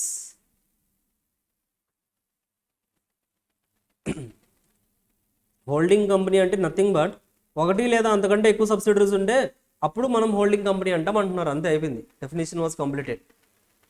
Holding company definition ఏంటి అంటే nothing but 1 or more subsidiaries ఉన్నాయా మీకు, మిమ్మల్ని మేము holding company అంటామని చెప్తున్నారు. మరి subsidiary అంటే ఏంటి? That we need to learn. అవుతుందా? That we need to learn. So subsidiary company అంటే ఏంటో మనం డిస్కస్ చేయాలి. Subsidiary company means a company which controls the composition of the board of directors, controls the composition of the BOD. అంటే for example company A limited అనేది ఒక company ఉంది. A limited has major control on A private B లిమిటెడ్లో B అనే company ఇంకొకటి ఉంది. For example A Limited has the company. So A Limited was controlling the board of directors. B Limited లో board of directors అందరినీ కూడా controlling power అంతా A Limited దగ్గర ఉంది. అంటే A Limited can remove the directors. B Limited లో ఎవరైతే directors ఉన్నారో ఆ డైరెక్టర్స్ అందరినీ రిమూవ్ చేసే రైట్ A Limited దగ్గర ఉంది. లేదా వేరే డైరెక్టర్స్ని అపాయింట్ చేసే రైట్ A Limited దగ్గర ఉంది. డిస్మిస్ చేయొచ్చు లేదా అపాయింట్ చేయొచ్చు. అలాంటి పవర్ అంతా కూడా ఎవరి దగ్గర ఉందంటే ఏ లిమిటెడ్ దగ్గర ఉంది. ఏ లిమిటెడ్కి ఇలా పవర్ ఎవరిస్తారు? ఎలా వచ్చింటుంది పవర్ అంటే ఫర్ ఎగ్జాంపుల్ బి లిమిటెడ్కి అర్జెంటుగా కొంత లోన్ అవసరం వచ్చింది. బి లిమిటెడ్కి అర్జెంటుగా ఒక 500 crores అవసరం వచ్చింది లోన్. బ్యాంకుకి వెళ్ళారు. వాళ్ళ యొక్క ఫైనాన్షియల్ స్టేట్మెంట్స్ని బేస్ చేసుకొని they are not ready to give the loan that much amount, banks ఇవ్వనున్నారు. సో అందుకోసం ఏ లిమిటెడ్ దగ్గరికి వెళ్ళారు. ఏ లిమిటెడ్ దగ్గరికి వెళ్ళి ఇలా మాకు ఒక 500 crores అర్జెంటుగా కావాలి అన్నారు. ఎందుకు అంటే ఇలా ఒక ప్రాజెక్ట్ టేకప్ చేస్తున్నాం, ఈ ప్రాజెక్ట్ కోసం మాకు ఎక్కువ అమౌంట్ అవసరం వచ్చింది, బ్యాంకులోకి వెళ్తే బ్యాంకులో ఇంత లోన్ ప్రొవైడ్ చేయట్లేదు అని చెప్పారు. ఓకే, నేను ఇస్తాను 500 crores మీకు బి లిమిటెడ్, నేను నీకు ఇస్తానని ఏ లిమిటెడ్ చెప్పారు. బట్ కాకపోతే ఏంటంటే మీ డైరెక్టర్స్ అందరికీ కూడా, మీ డైరెక్టర్స్ అంటే ఏంటంటే మీ డైరెక్టర్స్ ఎవరైతే ఉన్నారో ఆ బోర్డ్ ఆఫ్ డైరెక్టర్స్ అందరినీ కూడా కంట్రోల్ చేసే పవర్ నాకు ఇవ్వాలి. Because we are giving 500 crores. మీ బోర్డ్ ఆఫ్ డైరెక్టర్స్ వాళ్ళు ఇష్టం వచ్చినట్టు వర్క్ చేసేసి 500 crores లాస్లోకి వెళ్ళిపోయేటట్టు చేసేస్తే హూ ఈజ్ రెస్పాన్సిబుల్ కదా. దట్స్ వై ఆ బోర్డ్ ఆఫ్ డైరెక్టర్స్ని కంట్రోల్ చేసే రైట్ మాకు ఇవ్వండి. ఆ బోర్డ్ ఆఫ్ డైరెక్టర్స్ మాకు ప్రాపర్గా 500 crores ప్రాపర్గా యూటిలైజ్ చేయట్లేదంటే we can remove those directors. మేము కొత్తగా డైరెక్టర్స్ని అపాయింట్ చేస్తాం. So that's why board of డైరెక్టర్స్ని అపాయింట్ చేసే కంట్రోల్ మాకు ఇవ్వండి. సో ఇలా ఏదైతే కంట్రోల్ ఉందో, ఇలా ఒకవేళ కంట్రోల్ బోర్డ్ ఆఫ్ డైరెక్టర్స్ని కంట్రోల్ చేసే పవర్ ఉంటే అలాంటి కంపెనీస్ని మనం, ఇలాంటి ఎవరైతే కంట్రోల్ చేస్తున్నారో వాళ్ళని హోల్డింగ్ అంటాం, ఎవరైతే కంట్రోల్ తీసుకున్నారో వాళ్ళని మనం సబ్సిడరీ అంటాం. అర్థమవుతుందా? చూడండి, subsidiary company means a company in which the holding company has controls the composition of the board of directors. Board of directors యొక్క total authority-ని they are controlling. Or first condition, ఒకటి board of డైరెక్టర్స్ని control చేయొచ్చు. Board of డైరెక్టర్స్ని control చేసినా కానీ that company will be treated as holding company. అర్థమవుతుందా? ఇప్పుడు మనం ఇప్పుడు డిస్కస్ చేసిన ఎగ్జాంపుల్లోనే A limited is the holding company. ఎందుకు హోల్డింగ్ కంపెనీ అవుతుంది? బి లిమిటెడ్లో ఉన్న డైరెక్టర్స్ అందరినీ కూడా, మెజారిటీ ఆఫ్ ది డైరెక్టర్స్ని A limited has the controlling power. That's why A limited will be treated as A holding company. అర్థమవుతుందా? ఆర్ ఫస్ట్ కండిషన్, ఈ condition satisfy అయినా కానీ will treat that company as a holding company. ఇంకోటి ఏంటంటే more than 50% of the total voting power.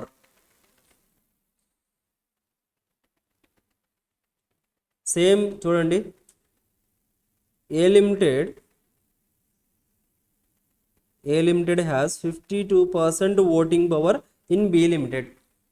A limited has 52% voting power in B limited. ఇప్పుడు మనం ఒక more than 50% ఉందా లేదా? మోర్ దెన్ 50% ఉంది. సో మోర్ దెన్ 50% ఉంది కాబట్టి అలాంటి సిచ్యువేషన్స్లో కూడా మనం ఏ లిమిటెడ్ని హోల్డింగ్ కంపెనీ అనొచ్చు. ఇంకొక సిచ్యువేషన్ ఏంటంటే A limited has subsidiary C limited. A లిమిటెడ్కి ఒక కంపెనీ ఉంది, ఏ లిమిటెడ్ ఒక subsidiary C limited. A limited వచ్చేసరికి 49% హోల్డ్ చేస్తుంది బి లిమిటెడ్లో ఓటింగ్ పవర్. సి లిమిటెడ్ వచ్చేసరికి 10% హోల్డ్ చేస్తుంది బి లిమిటెడ్లో. సో ఇప్పుడు A limited first A limited చెప్పండి, ఏ లిమిటెడ్ని హోల్డింగ్ కంపెనీ అనొచ్చా లేదా? Holding company for B limited అనొచ్చా లేదా? అనొచ్చా? బి లిమిటెడ్కి హోల్డింగ్ కంపెనీ అవుతుందా? ఎందుకు అవుతుంది? బికాస్ తను ఒకటే కాదు, ఏ లిమిటెడ్ ఒక్క కంపెనీయే కాదు, ఏ లిమిటెడ్తో పాటుగా వాళ్ళ సబ్సిడరీ కంపెనీ ఎవరైతే ఉన్నారో వాళ్ళిద్దరి యొక్క పర్సంటేజ్ కంబైన్ చేసి మనం క్యాలిక్యులేట్ చేయాలి, మోర్ దెన్ 50 ఉందా లేదా అనేది. సో ఈ రెండు కంపెనీస్ని కూడా కంబైన్ చేస్తే we have 59% voting power in B limited. కరెక్టా? 59% voting power in B limited కాబట్టి A limited will be treated as A holding company. అర్థమవుతుందా? Clear? Holding company. So voting power అంటే మనకి తెలిసిందే, ఓటింగ్ పవర్ అంటే మనకి నార్మల్ ఓటింగ్ పవర్ అయినా ఉండొచ్చు. నార్మల్ ఓటింగ్ పవర్ అంటే 1 share is equals to 1 vote. Differential voting rates కూడా ఉండొచ్చు. Differential voting rates 1 share is equals to 1/10 of the vote. Differential voting rates అనేది మనకి ఎలా ఉంటాయంటే ఒక షేర్కి 1/10 ఆఫ్ ది ఓట్ మాత్రమే ఇస్తారు.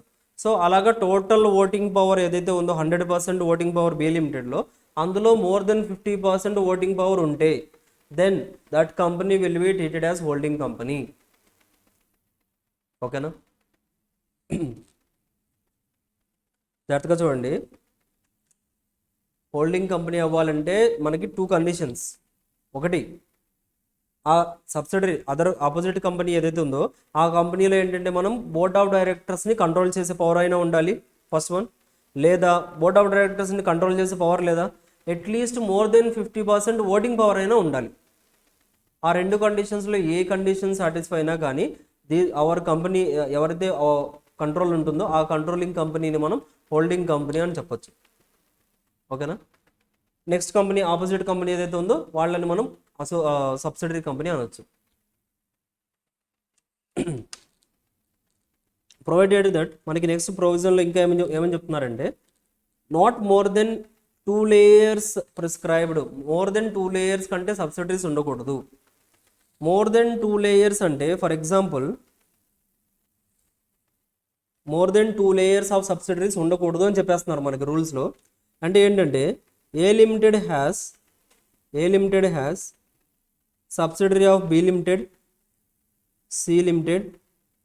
సో డి లిమిటెడ్ని కూడా డి లిమిటెడ్ ఇప్పుడు థర్డ్ సబ్సిడరీ. సో ఈ డి లిమిటెడ్ అనేది ఏ లిమిటెడ్కి సబ్సిడరీ కింద ఉండొచ్చా? మనకేంటంటే ప్రొవిజన్లో ఏమని చెప్తున్నారంటే provided that holding company cannot have large layers of subsidiaries more than prescribed. మనకి ఎంతైతే ప్రిస్క్రైబ్ చేశారో అంతకంటే ఎక్కువగా ఏంటంటే అంతకంటే ఎక్కువ లేయర్స్ అయితే ఉండకూడదు. మనకి చూడండి ఎలా రూల్స్లో ఏమని ప్రిస్క్రైబ్ చేస్తున్నారంటే no company shall have more than 2 layers of subsidiaries. ఏ కంపెనీ కూడా 2 layers ఆఫ్ సబ్సిడరీస్ కంటే ఎక్కువగా ఉండకూడదు అని చెప్పేశారు. సో ఇప్పుడు A limited has subsidiary of B limited, A limited ఇంకొక సబ్సిడరీ ఉంది అది సి లిమిటెడ్. సో ఇప్పుడు డి లిమిటెడ్ అనే కంపెనీని కూడా సబ్సిడరీ కింద తీసుకోవచ్చా? మరి 2 layers అని చెప్పారు కదా, 2 layers అంటే హారిజాంటల్గా కాదు. సో చూడండి దిస్ ఈజ్ ఫస్ట్ లేయర్. ఓకేనా? మళ్ళీ సెకండ్ లేయర్ బి లిమిటెడ్కి ఫర్ ఎగ్జాంపుల్ ఏంటంటే ఎస్ లిమిటెడ్ అనేది ఒక సబ్సిడరీ ఉంది, ఆ తర్వాత సి లిమిటెడ్కి అనేది టీ లిమిటెడ్ అనే ఒక సబ్సిడరీ ఉంది. సో ఇలా ఉండొచ్చు. మళ్ళీ వీటికి ఇంకొక లేయర్ అనేది ఎక్స్టెన్షన్ అవ్వడానికి ఛాన్స్ లేదు. దట్ ఈస్ ద లేయర్ అంటే ఆల్రెడీ మనకి ఏదైతే సబ్సిడరీ ఉందో ఆ సబ్సిడరీకి ఇంకొక సబ్సిడరీ ఉందా లేదా చెక్ చేసుకోవాలంతే. మన కంపెనీకి 10 కాదు 20 ఎన్నైనా సబ్సిడరీస్ ఉండొచ్చు, ఆ సబ్సిడరీకి ఇంకా లేయర్స్ ఉండకూడదు. అర్థమవుతుందా? Because of the scams. మనకి ఎందుకు ఈ ప్రొవిజన్ తీసుకొచ్చారు అంటే జస్ట్ మన ఏదైతే మనకి బ్లాక్ మనీ ఉందో ఆ బ్లాక్ మనీని ఏంటంటే ఇలా డిఫరెంట్ లేయర్స్ క్రియేట్ చేసేసి ఫేక్గా క్రియేట్ చేసేసి ఆ అమౌంట్ అంతా కూడా ఏంటంటే వైట్ మనీ కింద కన్వర్ట్ చేసేస్తున్నారు. అందుకోసం ఏంటంటే మనకి మ్యాక్సిమం రెస్ట్రిక్షన్ వచ్చేసరికి 2 layers పర్మిటెడ్. అర్థమవుతుందా? సబ్సిడరీస్ అనేది మ్యాక్సిమం 2 layers పర్మిటెడ్. సో ఒకవేళ ఏదైనా కంపెనీస్ ఆల్రెడీ మనకి ఏంటంటే ఎగ్జిస్టింగ్లో కంపెనీస్కి ఏంటంటే ఆల్రెడీ 2 layers ఉన్నాయి. మనకేంటి ఈ రూల్స్ ఎప్పుడు తీసుకొచ్చారు? 28/9/2017లో ఈ రూల్ అనేది ఇంట్రొడ్యూస్ చేయడం జరిగింది. ఈ రూల్ ఇంట్రొడ్యూస్ చేసే టైంకి ఏంటంటే ఆల్రెడీ కంపెనీస్కి చాలా లేయర్స్ ఉన్నాయి. రిలయన్స్ కంపెనీ తీసుకుందాం. రిలయన్స్ కంపెనీకి ఏంటంటే ఫర్ ఎగ్జాంపుల్ 5 layers ఉన్నాయి. రిలయన్స్ కంపెనీకి ఫర్ ఎగ్జాంపుల్ ఇదే రిలయన్స్ కంపెనీ అంటే సో ఇక్కడ ఒక కంపెనీ ఉంది, ఇక్కడ ఇంకొక కంపెనీ ఉంది. సో అలాగా ఇలా ఒక 5 layers ఇంకా ఉన్నాయి కంపెనీస్కి. రిలయన్స్ కంపెనీకి 5 layers ఉన్నాయి. బట్ మనం వచ్చేసరికి రూల్స్ ప్రిస్క్రైబ్ చేస్తాం మ్యాక్సిమం 2 layers కంటే ఎక్కువ ఉండకూడదు అని చెప్పేసాం. మరి ఎలా సార్ ఇప్పుడు లేయర్స్ తీసేసేయాలా? కట్ చేసేద్దామా లేయర్స్ అన్నీ? అంటే కట్ చేస్తే ఎకానమీ డ్యామేజ్ అవుతుందా లేదా? రిలయన్స్ కంపెనీ బిగ్ కంపెనీస్ ఏవైతే ఉన్నాయో ఆ కంపెనీస్ని లేదు 2 layers మిగతా కంపెనీస్ అన్ని క్లోజ్ చేసి పడేయండి అంటే పాసిబుల్ అవుతుందా? That cannot happen. అలా క్లోజ్ చేసుకుంటూ వెళ్ళిపోతే వాళ్ళ యొక్క కంపెనీ యొక్క షేర్స్ అన్నీ పడిపోతాయి, కంపెనీ యొక్క రెవెన్యూ పడిపోతుంది. సో అల్టిమేట్గా ఎకానమీ డిస్టర్బ్ అవుతుందా లేదా? పబ్లిక్ ఎవరైతే ఆ యొక్క కంపెనీ యొక్క షేర్స్ అన్ని పర్చేజ్ చేసి ఉంచుకున్నారో వాళ్ళ యొక్క షేర్ వాల్యూ మొత్తం పడిపోతుంది, ఆటోమేటిక్గా జీడిపి పడిపోతుంది. So everything will be affected in the nation. అందుకోసం మనకి యాక్ట్ ఎలా రాశారంటే ఒకవేళ ఈ యాక్ట్ తీసుకురావకముందు మీకు ఏమైనా 2 layers కంటే ఎక్కువగా ఉన్నాయా? ఓకే, మెయింటైన్ చేయండి, నో ప్రాబ్లం. ప్రాపర్ ఇన్ఫర్మేషన్ ఇవ్వండి. ఎన్ని లేయర్స్ ఉన్నాయి, ఎలాంటి లేయర్స్ ఉన్నాయి, ఆ కంపెనీ నేమ్స్ ఏంటి, ఈచ్ అండ్ ఎవ్రీథింగ్, లొకేషన్స్ ఎక్కడ, ప్రతిదీ కూడా ప్రాపర్ ఇన్ఫర్మేషన్ ఇవ్వండి. అంతేకాని ఇచ్చారు ఇప్పుడు ఆల్రెడీ మీకు 5 లేయర్స్ ఉన్నాయా, ఈ యాక్ట్ తీసుకొచ్చిన తర్వాత ఇంకొక లేయర్ మళ్ళీ పెంచొద్దు. ఆల్రెడీ 5 ఉన్నాయా, 5 మెయింటైన్ చేసుకోండి. అంతేకాని ఇంకొక లేయర్ని కూడా ఎక్స్ట్రా పెంచొద్దు. లేదు వాలంటరీగా ఒక లేయర్ తగ్గించేశారా మీరు, వాలంటరీగా 5 ఉన్నాయి, యాక్చువల్గా 5 లేయర్స్ ఉండే ఒక లేయర్ కావాలని తగ్గించేశారు, వాళ్ళకి అంత ప్రాఫిట్స్ రావట్లేదని ఒక లేయర్ కట్ చేస్తారు.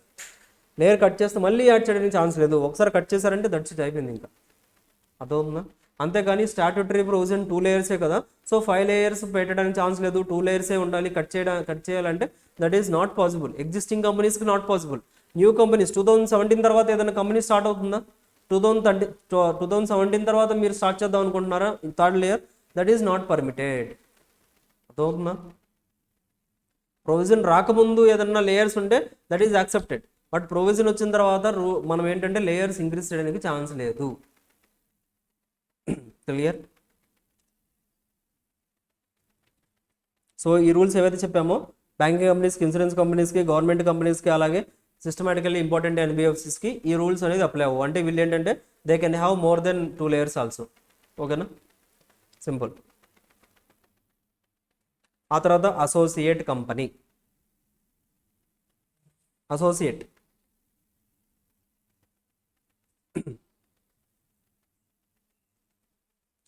associate company means nothing but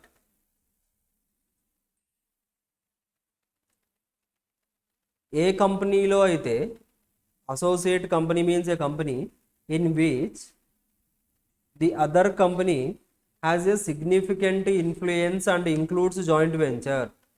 significant influence means 20% or more voting power up to 50%.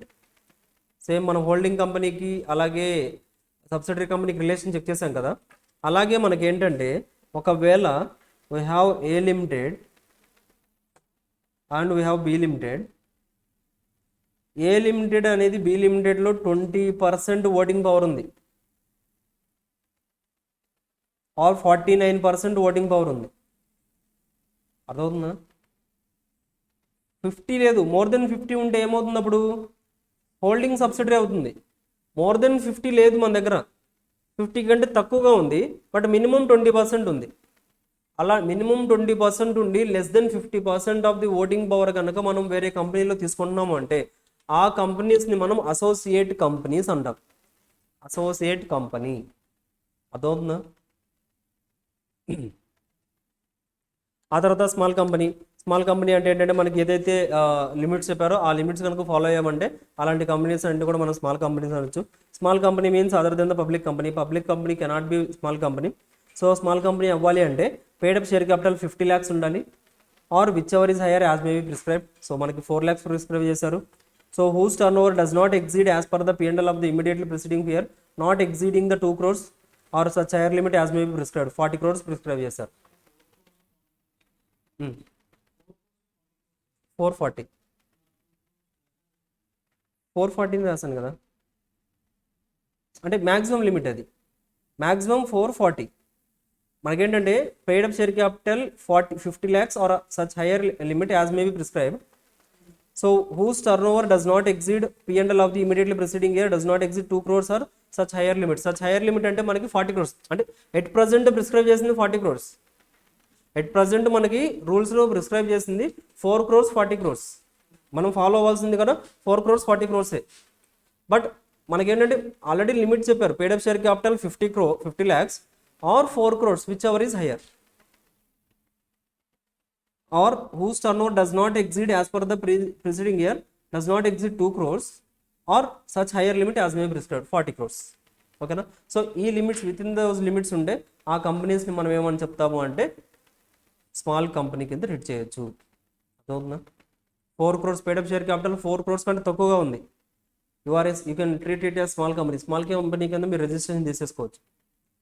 Turn over 40 crores కంటే తక్కువగా ఉంది, చాలా తక్కువ టర్న్ ఓవర్ అది. సో కంపెనీస్లో అంత తక్కువ టర్న్ ఓవర్ ఉంది కాబట్టి సో మీరు ప్రతిదీ అప్లై చేసుకుంటూ వెళ్ళాల్సిన అవసరం లేదు. మీకంటూ చాలా ఎగ్జామ్షన్స్ ఇచ్చాం.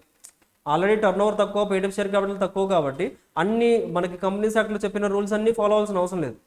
సో వాళ్ళని మనం స్మాల్ కంపెనీ కింద ట్రీట్ చేసి వాళ్ళకంటూ కొన్ని ఎగ్జామ్షన్స్ ఇచ్చేసాం మనం. అదవుతుందా?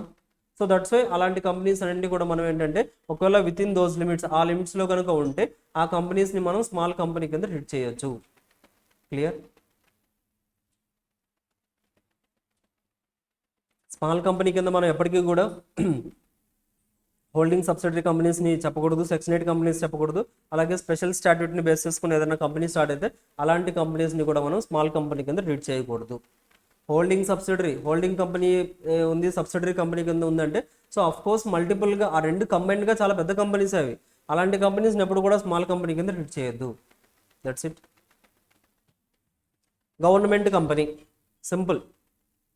గవర్నమెంట్ కంపెనీ అంటే గవర్నమెంట్ కంపెనీ అన్నా కానీ నార్మల్ ప్రైవేట్ పబ్లిక్ కంపెనీసే. Government company also A private company and public కంపెనీయే.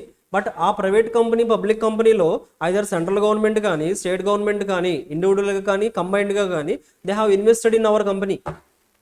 మన కంపెనీలో ఇన్వెస్ట్ చేశారు. ఎంత ఇన్వెస్ట్ చేశారు? 51%, అట్లీస్ట్ 51% అన్న ఇన్వెస్ట్మెంట్ చేశారా? దెన్ అలాంటి కంపెనీస్ని మనం గవర్నమెంట్ కంపెనీస్ అంటాం. అర్థవుతుందా? We are also private company. ఆ గవర్నమెంట్ కంపెనీ అంటే ఎక్కడి నుంచి పైనుంచి వచ్చి పడదు ఆ కంపెనీ అనేది. That is also normal private company, public కంపెనీయే. బట్ ఆ ప్రైవేట్ కంపెనీ పబ్లిక్ కంపెనీలో గవర్నమెంట్ వచ్చి పడతారు. అర్థవుతుందా? కంపెనీసే. బట్ ఆ కంపెనీస్లో ఏంటంటే central government or state government or partly by central government or partly by state government. So వాళ్ళు ఏదైనా ఇన్వెస్ట్మెంట్ అట్లీస్ట్ 51% కంటే ఎక్కువగా ఏదైనా ఇన్వెస్ట్మెంట్ చేశారో అంటే అలాంటి కంపెనీస్ని మనం గవర్నమెంట్ కంపెనీస్ అంటాం. గవర్నమెంట్ కంపెనీస్కి సపరేట్ రూల్స్ ఉన్నాయి. ఓకేనా? సో లాస్ట్ వన్ వచ్చేసరికి డోర్మెంట్ కంపెనీ. డోర్మెంట్ కంపెనీ అంటే company incorporated and registered under this act for future purposes. Present అయితే కంపెనీ జస్ట్ ఇన్కార్పొరేషన్ చేయించాం, మనం రిజిస్ట్రేషన్ తీసుకున్నాం, కానీ మేము ఎలాంటి యాక్టివిటీస్ కూడా చేయం. సిగ్నిఫికెంట్ అకౌంటింగ్ ట్రాన్సాక్షన్స్ అసలు ఎలాంటి ట్రాన్సాక్షన్స్ కూడా చేయం మేము. ఓకేనా? జస్ట్ కంపెనీ స్టార్ట్ చేస్తాం ఫర్ ద ఫ్యూచర్ పర్పసెస్. ఇంకా మేము ఇప్పుడు రీసెర్చ్ అండ్ డెవలప్మెంట్ చేస్తున్నాం. We are started the research and development. ఇంకా ప్రొడక్ట్స్ ఏం ప్రోడక్ట్ మ్యానుఫ్యాక్చర్ చేయాలి, ఏ ప్రోడక్ట్ అవుట్పుట్ వస్తుందో మాకు తెలియదు. ఇంకా we are just making the research and development. So company was started, registration అయిపోయింది. సో అలాంటి కంపెనీస్ని డోర్మెంట్ కంపెనీస్ అంటారు. సో ఆ డోర్మెంట్ కంపెనీస్ ఎప్పటికీ కూడా ఏంటంటే మళ్ళీ యాక్టివ్ కంపెనీ అయ్యేంత వరకు కూడా ఏంటంటే ఎప్పుడు కూడా సిగ్నిఫికెంట్ అకౌంటింగ్ సిగ్నిఫికెంట్ ట్రాన్సాక్షన్స్లో ఇన్వాల్వ్ అవ్వకూడదు. So all transactions are regarded as significant accounting transactions. ఏ ట్రాన్సాక్షన్ చేసినా కానీ సిగ్నిఫికెంట్ అకౌంటింగ్ ట్రాన్సాక్షన్ అంటాం, ఎక్సెప్ట్ దీస్. అంటే డోర్మెంట్ కంపెనీ ఇంకే ట్రాన్సాక్షన్స్ చేయకూడదు. ఈ ట్రాన్సాక్షన్స్ ఏవైతే చెప్పామో ఈ ట్రాన్సాక్షన్స్ తప్ప ఇంకా ఏ ట్రాన్సాక్షన్ కూడా చేయడానికి వీల్లేదు. అర్థమవుతుందా? సో ఏ ట్రాన్సాక్షన్స్ అంటే ROCకి పేమెంట్ రిజిస్ట్రేషన్ అవుతుంది, కంపెనీ రిజిస్ట్రేషన్ అవ్వాలి, నేమ్ రిజర్వ్ చేసుకోవాలి, నేమ్ రిజిస్ట్రేషన్ చేయించాలి, ఫీజు పే చేయాలా? ఆ ఫీజు పే చేస్తే that is also normal thing. Audit fees pay చేస్తున్నారు, లేకపోతే రికార్డ్స్ మెయింటైన్ చేస్తున్నారు, లేదా షేర్స్ అలాట్ చేస్తున్నారు. సో ఇవన్నీ కూడా నార్మల్ థింగ్సే. ఇక ఇవి కాకుండా ఏదైనా అసెట్ పర్చేజ్ చేయడం, లేదా పబ్లిక్కి ఏదైనా అసెట్ సేల్ చేయడం, సో కంపెనీ తరఫున ఏదైనా సంథింగ్ యాక్టివిటీస్లో ఇన్వాల్వ్ అవ్వడం, కామన్ సీల్ వేయడం, సో ఇలా అదర్ యాక్టివిటీస్ ఏ యాక్టివిటీ చేసినా కానీ that will be treated as significant accounting transaction. So significant accounting transaction చేశారు అంటే ఆ కంపెనీస్ని మనం డోర్మెంట్ కంపెనీ కింద ట్రీట్ చేయం, రియల్ యాక్టివ్ కంపెనీ కింద ట్రీట్ చేసి సో రూల్స్ అన్నీ అప్లై చేసేస్తాం, సెక్షన్స్ అన్నీ అప్లై చేసేస్తాం. అర్థమవుతుందా? This is dormant company. So చూడండి, టోటల్గా మనం ఏంటంటే కంపెనీస్ యాక్ట్లో ఫస్ట్ బేసిక్స్ చాప్టర్ స్టార్ట్ చేసాం. సో బేసిక్స్లో విల్ స్టార్టెడ్ విత్ ద టోటల్గా మనకి బేసిక్స్ చాప్టర్లో రెండు సెక్షన్స్ ఉంటాయి. సెక్షన్ నెంబర్ 1, సెక్షన్ నెంబర్ 2 ఈ రెండు సెక్షన్స్ గురించి డిస్కస్ చేస్తాం. సెక్షన్ నెంబర్ 1 వచ్చేసరికి మనకి ఏం చెప్తుందంటే short title, extent, commencement. So ఈ 3 టాపిక్స్ గురించి చెప్తుంది. సో ఈ 3 టాపిక్స్ అనేది అసలు ఎవరికి అప్లై అవుతాయంటే సో డిస్కస్ చేసాం. కంపెనీస్కి, insurance, banking, electricity, special acts లేదా బాడీ కార్పొరేట్. సో ఎవ్రీవన్కి అందరికీ కూడా this act will be applicable. But apply అవ్వాలి అంటే కంపల్సరీగా incorporated in India, incorporated under this act or under any previous act. So previous యాక్ట్లో కానీ మన ఎగ్జిస్టింగ్ యాక్ట్లో కానీ ఇన్కార్పొరేట్ అయితే అలాంటి కంపెనీస్ అన్నిటికీ కూడా మనం కంపెనీస్ యాక్ట్ 2013 అనేది అప్లై చేసేయాలి. సో ఆ తర్వాత సెక్షన్ నెంబర్ 2 అంటే ఏంటి? Section number 2 is nothing but definitions, everything about definitions.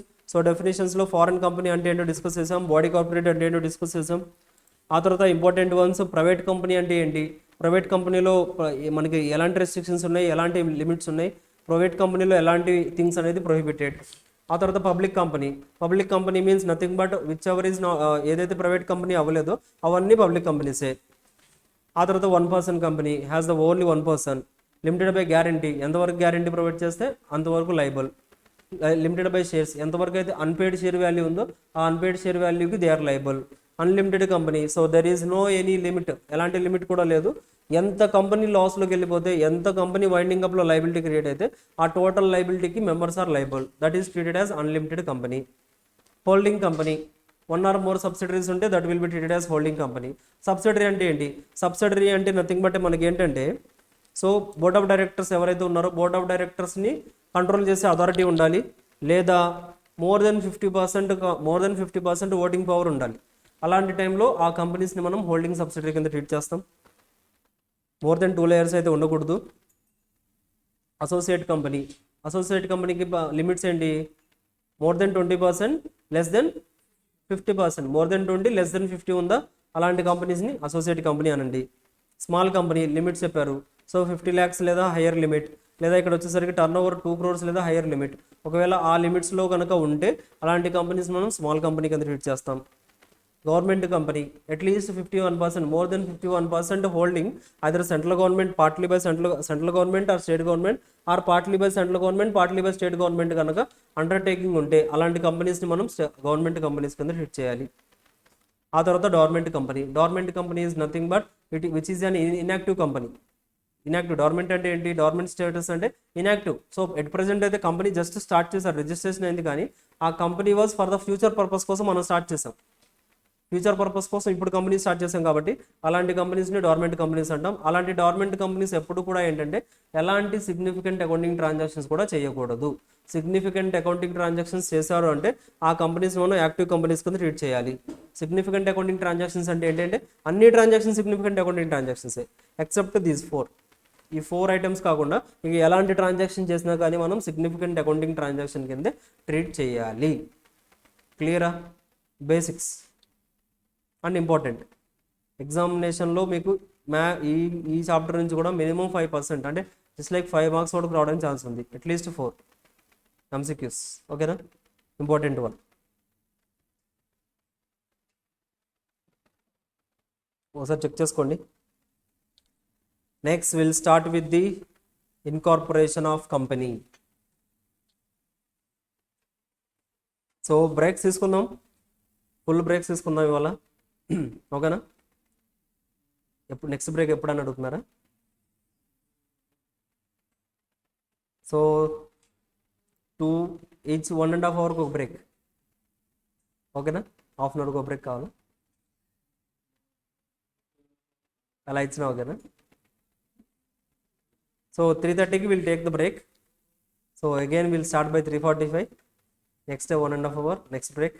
So అలా కంటిన్యూ చేద్దాం ఏంటి.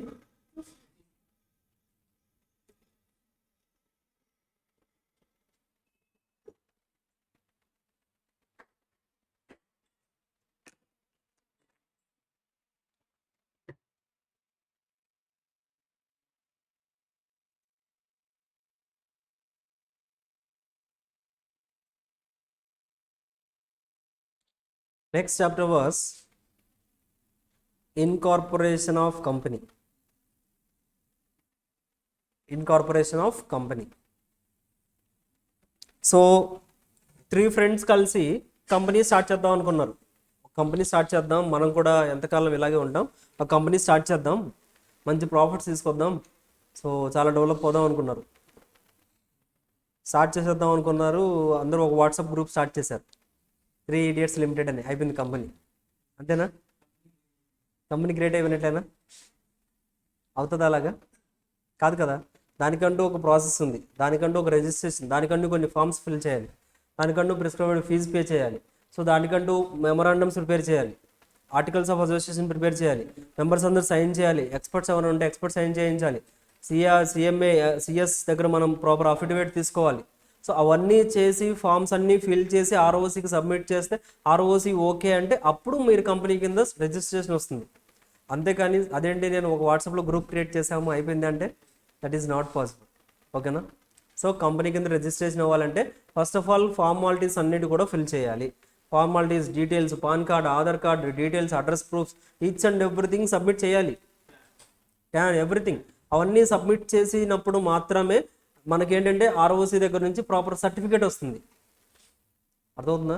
INC 11 ఇన్కార్పొరేషన్ సర్టిఫికేట్ ఎప్పుడు మనకు వస్తుంది అంటే మనం అన్ని documents, required documents, signatures, declarations అన్నీ ఎప్పుడైతే ఇస్తామో అవన్నీ ఓకే, అన్నీ కూడా కరెక్ట్గానే ఇచ్చారు, నేమ్ కూడా ఎక్కడ కూడా కాపీ చేసిన నేమ్ కాదు, ట్రేడ్ మార్క్ నేమ్ కాదు, సో వీళ్ళు డిఫరెంట్గా వీళ్ళకంటూ ఒక నేమ్ ఇచ్చారు, అవన్నీ కంపెనీ ఆర్ఓసి యాక్సెప్ట్ చేస్తే then they will issue the registration certificate. అర్థమవుతుందా? సో మనకి ఇన్కార్పొరేషన్ ఆఫ్ కంపెనీ ఇన్కార్పొరేట్ అవ్వాలి అంటే ఫార్మాలిటీస్ అండి. ఫస్ట్ ఫార్మాలిటీ వచ్చేసరికి first formality was we need to submit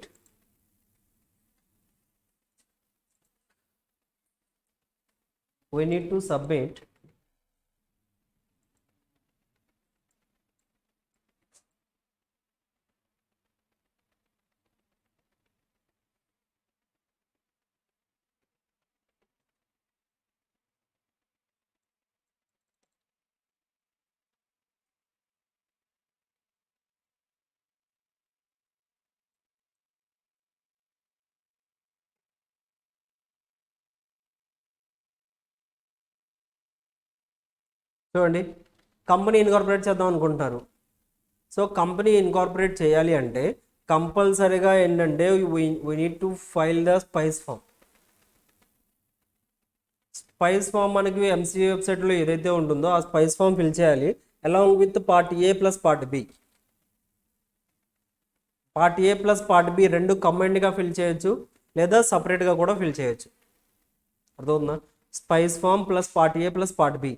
part ఏలో ఏముంటుంది? Part A is nothing but reservation of name. Name reserve చేసుకోవాలి. So name reserve చేసుకోవాలి అంటే నథింగ్ బట్ ఏంటంటే ఒక కంపెనీ స్టార్ట్ చేయాలంటే ఏదో ఒక నేమ్ పెట్టాలి కదా. 3 Idiots లిమిటెడ్ అని నేమ్ పెడుతున్నారు. సో ఆ నేమ్ అసలు ఆల్రెడీ ఉందా, ఎవరికన్నా ఆల్రెడీ పెట్టేశారా, సో అలా లేదా సిమిలర్ నేమ్ అది, సో అవన్నీ చెక్ చేసుకోవాలి. కాబట్టి ఫస్ట్ మనం రిజర్వ్ చేసుకోవాలి నేమ్. జీమెయిల్ అకౌంట్ క్రియేట్ చేసుకున్నారా మీరు? జీమెయిల్ క్రియేట్ చేసుకున్నప్పుడు మీరు ఏదన్నా జీమెయిల్ మీ నేమ్తో పెట్టేస్తే this account name is already in existence వస్తుందా? This email ID is already in existence అంటే మీ నేమ్తో ఆల్రెడీ అలాంటి మెయిల్ ఐడి ఆల్రెడీ ఎవరో క్రియేట్ చేశారు. మళ్ళీ మిమ్మల్ని మెయిల్ ఆల్రెడీ మిమ్మల్ని అది అలో చేస్తుందా? ఆ నేమ్ అలో చేయదు, డిఫరెంట్గా ట్రై చేయమని చెప్తారు.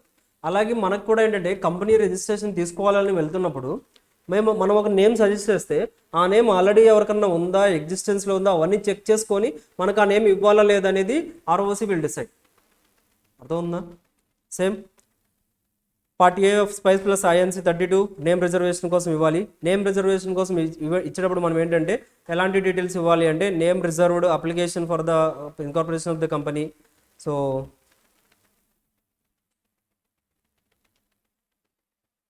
మనం ఎప్పుడైతే నేమ్ రిజర్వేషన్ మనకు వచ్చేసిందో సో ఓకే ఈ నేమ్ మీరు పెట్టేసుకోవచ్చు అని మనకి యాక్సెప్టెన్స్ ఇస్తారు.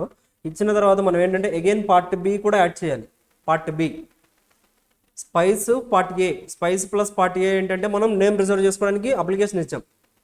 ఆ తర్వాత నేమ్ మనకు వచ్చేసింది. సో 3 Idiots లిమిటెడ్ ఎక్కడా లేదు, ఎక్కడ కూడా అఫెన్సివ్గా లేదు, ఎక్కడ కూడా గవర్నమెంట్ రిప్రజెంట్ చేయట్లేదు. సో ఎక్కడ కూడా ఏంటంటే మేము ఏదైతే విత్ ఇన్ ద రూల్స్ చెప్పామో ఆ రూల్స్ ప్రకారంగా మీ నేమ్ ఉంది. సో యూ కెన్ టేక్ అని మనకి నేమ్ ఇచ్చేసారు. ఆ నేమ్ యొక్క వ్యాలిడిటీ 20 days ఉంటుంది. విత్ ఇన్ 20 daysలో మనం ఏంటంటే అగైన్ పార్ట్ B సబ్మిట్ చేయాలి. పార్ట్ B అంటే నథింగ్ బట్ అడిషనల్ ఇన్ఫర్మేషన్ మనం నేమ్ ఏదైతే మనకు ఆల్రెడీ ఇచ్చారో ఆ నేము, అలాగే అప్లికేషన్ ఫిల్ చేయాలి. Spice form, PAN, TAN, DIN, directors ఎవరైతే అప్లై చేస్తున్నారో ఇప్పుడు 3 members వచ్చి కంపెనీ స్టార్ట్ చేద్దాం అనుకుంటున్నారు కదా, ఆ 3 members డైరెక్టర్స్ కూడా అయి ఉండాలి. డైరెక్టర్షిప్ కూడా తీసుకోవాలి. సో డైరెక్టర్షిప్ తీసుకోవాలంటే DIN numbers కావాలి. సో ఆ DIN numbers కూడా ప్రొవైడ్ చేయాలి. ఒకవేళ DIN number లేకపోతే స్పైస్ ఫామ్తో DIN numbers కూడా ఒక అప్లికేషన్ ఫామ్ సబ్మిట్ చేయాలి. సో వాటితో పాటుగా MOA అండ్ AOA అటాచ్ చేయాలి. So memorandum of associations and articles of association కూడా అటాచ్ చేయాలి. సో వాళ్ళ కంపెనీ యొక్క MOAలో ఏముంటుంది? Clauses, name class. సో మనకేంటి కంపెనీ యొక్క నేమ్ ఏంటి? సిచ్యువేషన్ క్లాస్, ఏ స్టేట్లో ఉంది, ఏ లొకేషన్లో ఉంది కంపెనీ. ఆబ్జెక్ట్ క్లాస్ అంటే కంపెనీ యొక్క అసలు మెయిన్ ఆబ్జెక్ట్ ఏంటి. సో అంటే అసలు వాళ్ళు ఏ కంపెనీ ఎందుకు స్టార్ట్ చేద్దాం అనుకుంటున్నారు, construction business. This company was started for the construction activities కోసం స్టార్ట్ చేశారు. కన్స్ట్రక్షన్ యాక్టివిటీస్ కోసం స్టార్ట్ చేసిన తర్వాత ఏదో డిజైనింగ్ చేసుకుంటున్నారు. పాసిబుల్ అవుతుందా? That is not possible. Object క్లాజ్లో ఏదైతే మెన్షన్ చేశారో అదే ఫాలో అవ్వాలి. ఓకేనా? సో ఆబ్జెక్ట్ క్లాజ్లో ఏదైతే ఉందో అదే ఫాలో అవ్వాలి. ఆబ్జెక్ట్ క్లాజ్ అలాగే ఏంటంటే తర్వాత క్యాపిటల్ క్లాజ్ అలాట్ మనకి ఏంటంటే క్యాపిటల్ ఎంత ఇంట్రడ్యూస్ చేస్తున్నారు ఏంటి ఎవ్రీథింగ్ కూడా మనకి అందులో ఉంటుంది. Liability clause. సో ఇవన్నీ కూడా ఏంటంటే మనకి ఎంఓఏలో అవన్నీ ఉంటాయి. సో అలాగే ఆర్టికల్స్ అంటే ఇంటర్నల్ రూల్స్ అండ్ రెగ్యులేషన్స్, వాళ్ళు ఏవైతే రూల్స్ అండ్ రెగ్యులేషన్స్ రాసుకోవాలనుకుంటున్నారో అవన్నీ కూడా ఆ 2 డాక్యుమెంట్స్ కూడా అటాచ్ చేసి మనం అప్లికేషన్ అనేది సబ్మిట్ చేయాలి. ఓకేనా? ఇన్కార్పొరేషన్ కావాలి అంటే స్పైస్ ఫామ్ సబ్మిట్ చేయాలి, పార్ట్ ఏ సబ్మిట్ చేయాలి, పార్ట్ బి సబ్మిట్ చేయాలి. దాంతో పాటుగా ఏంటంటే ఎంఓఏ అండ్ ఏఓఏ కూడా సబ్మిట్ చేయాలి. అర్థమవుతుందా? సింపుల్.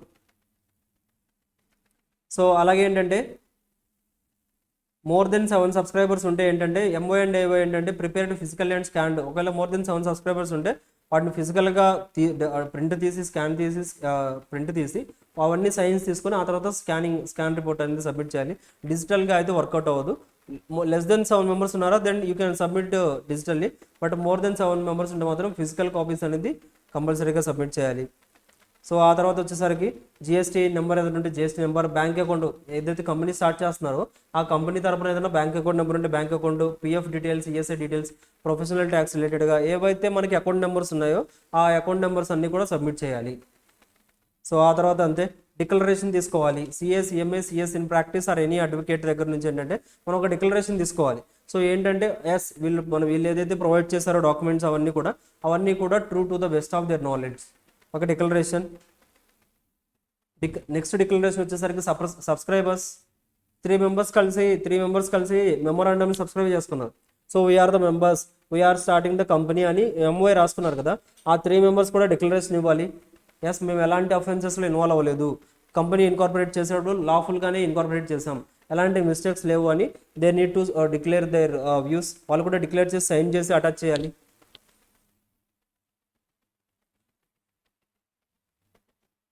సో అవన్నీ కూడా ప్రాపర్గా సబ్మిట్ చేశారంటే నెక్స్ట్ విత్ ఇన్ వర్కింగ్ డేలో మనకి ఏంటంటే సెంట్రల్ రిజిస్ట్రేషన్ సెంటర్ సిఆర్సి అని ఉంటుంది. So shall issue A incorporation in form number INC 11. INC 11లో మనకేంటంటే ఇన్కార్పొరేషన్ అయినట్టుగా సర్టిఫికేట్ వస్తుంది. Certificate of incorporation 3 Idiots limited members వీళ్ళ యొక్క క్యాపిటల్ ఇది, వాళ్ళ పాన్ నెంబర్ ఇది, ట్యాన్ నెంబర్ ఇది, సో అడ్రస్ ఇది, అవన్నీ డీటెయిల్స్ అన్నీ కూడా ఇన్కార్పొరేషన్ సర్టిఫికేట్లో మనకు వచ్చేస్తాయి. సో చూడండి అవే ఉంటాయి. Company name. సో ఒకసారి కంపెనీ రిజిస్ట్రేషన్ అయిందంటే కంపెనీకి ఏంటంటే మనం సిఐఎన్ నెంబర్ అని ఒకటి అలాట్ చేస్తాం. CIN company identification number. డైరెక్టర్స్కి ఒక ఐడెంటిఫికేషన్ నెంబర్ మనం ఎలాగైతే ఇస్తున్నామో అలాగే కంపెనీకి సపరేట్గా ఒక నెంబర్ ఇచ్చేస్తాం. దాన్నే మనం సిఐఎన్ నెంబర్ అంటాం, కంపెనీ ఐడెంటిఫికేషన్ నెంబర్. సో ఎప్పుడు ఇన్కార్పొరేట్ అయింది, ప్యాన్ ఏంటి, ట్యాన్ ఏంటి, సో అవన్నీ కూడా ఇచ్చేస్తాం. సో ఒకవేళ ఏంటంటే ఏదైనా అడ్రస్సెస్ ఏదైతే మనం ఒకవేళ ఏంటంటే అప్లికేషన్ సబ్మిట్ చేసేటప్పుడు ఇచ్చిన అడ్రస్ మనం ప్రజెంట్ ఉన్న అడ్రస్ చేంజ్ ఉంటే ఆ అడ్రస్ రిలేటెడ్గా మనం ఆర్ఓసికి ఇంటిమేషన్ ఇవ్వాలి. అర్థమవుతుందా? Simple chapter. SPICe form submit చేయాలి. SPICe plus part A submit చేయాలి. కావాలంటే పార్ట్ బి కూడా సబ్మిట్ చేయొచ్చు. So SPICe plus part A అంటే మనకు నథింగ్ బట్ ఏంటంటే రిజర్వేషన్ ఆఫ్ నేమ్ రిజర్వ్ చేసుకుంటాం. సో వన్స్ నేమ్ వచ్చేసిందంటే ఆ నేము ప్లస్ అడిషనల్ డీటెయిల్స్తో పాటుగా ఎంఓఏ ఏఓఏ అటాచ్ చేసి అగైన్ అప్లికేషన్ ఫామ్ సబ్మిట్ చేసి ఆ అప్లికేషన్ ఫామ్ అంటే పార్ట్ బి, అప్లికేషన్ ఫామ్లో పార్ట్ బి ఏదైతుందో ఇదంతా మళ్ళీ సబ్మిట్ చేయాలి మనం. సో ఇవన్నీ మనం ఏదైతే సబ్మిట్ చేసామో ఇవన్నీ సబ్మిట్ చేయాలి. దీంతో పాటుగా డిక్లరేషన్స్ ఇవ్వాలి. CA, CMA, CS declarations, members declaration ఇవ్వాలి. ఇవన్నీ ప్రాపర్గా ఇచ్చామని తెలిస్తే మనకి డైరెక్ట్గా ఏంటంటే సర్టిఫికేట్ ఆఫ్ ఇన్కార్పొరేషన్ మనకు వచ్చేస్తుంది. మనకంటూ ఒక రిజిస్ట్రేషన్ సర్టిఫికేట్ వస్తుంది. ఆ రిజిస్ట్రేషన్ సర్టిఫికేట్లో ఏముంటుందంటే కంపెనీ నేమ్, కంపెనీలో ఎంతమంది మెంబర్స్ ఉన్నారు, కంపెనీకి ఇచ్చిన ఐడెంటిఫికేషన్ నెంబర్, కంపెనీకి అంటూ ఒక యూనిక్ నెంబర్ ఇస్తాం మనం, ఆ యూనిక్ నెంబర్ ఏంటి, ఆ రిజిస్ట్రేషన్ డీటెయిల్స్ అన్నీ కూడా ఇందులో వచ్చేస్తాయి. అర్థమవుతుందా? That's it. So next chapter వచ్చేసరికి మనకి prospectus. So will start the prospectus after the break. ఓకేనా? Will meet at 3:48. Okay, clear. త్వరగా వచ్చేసేయండి. బాయ్.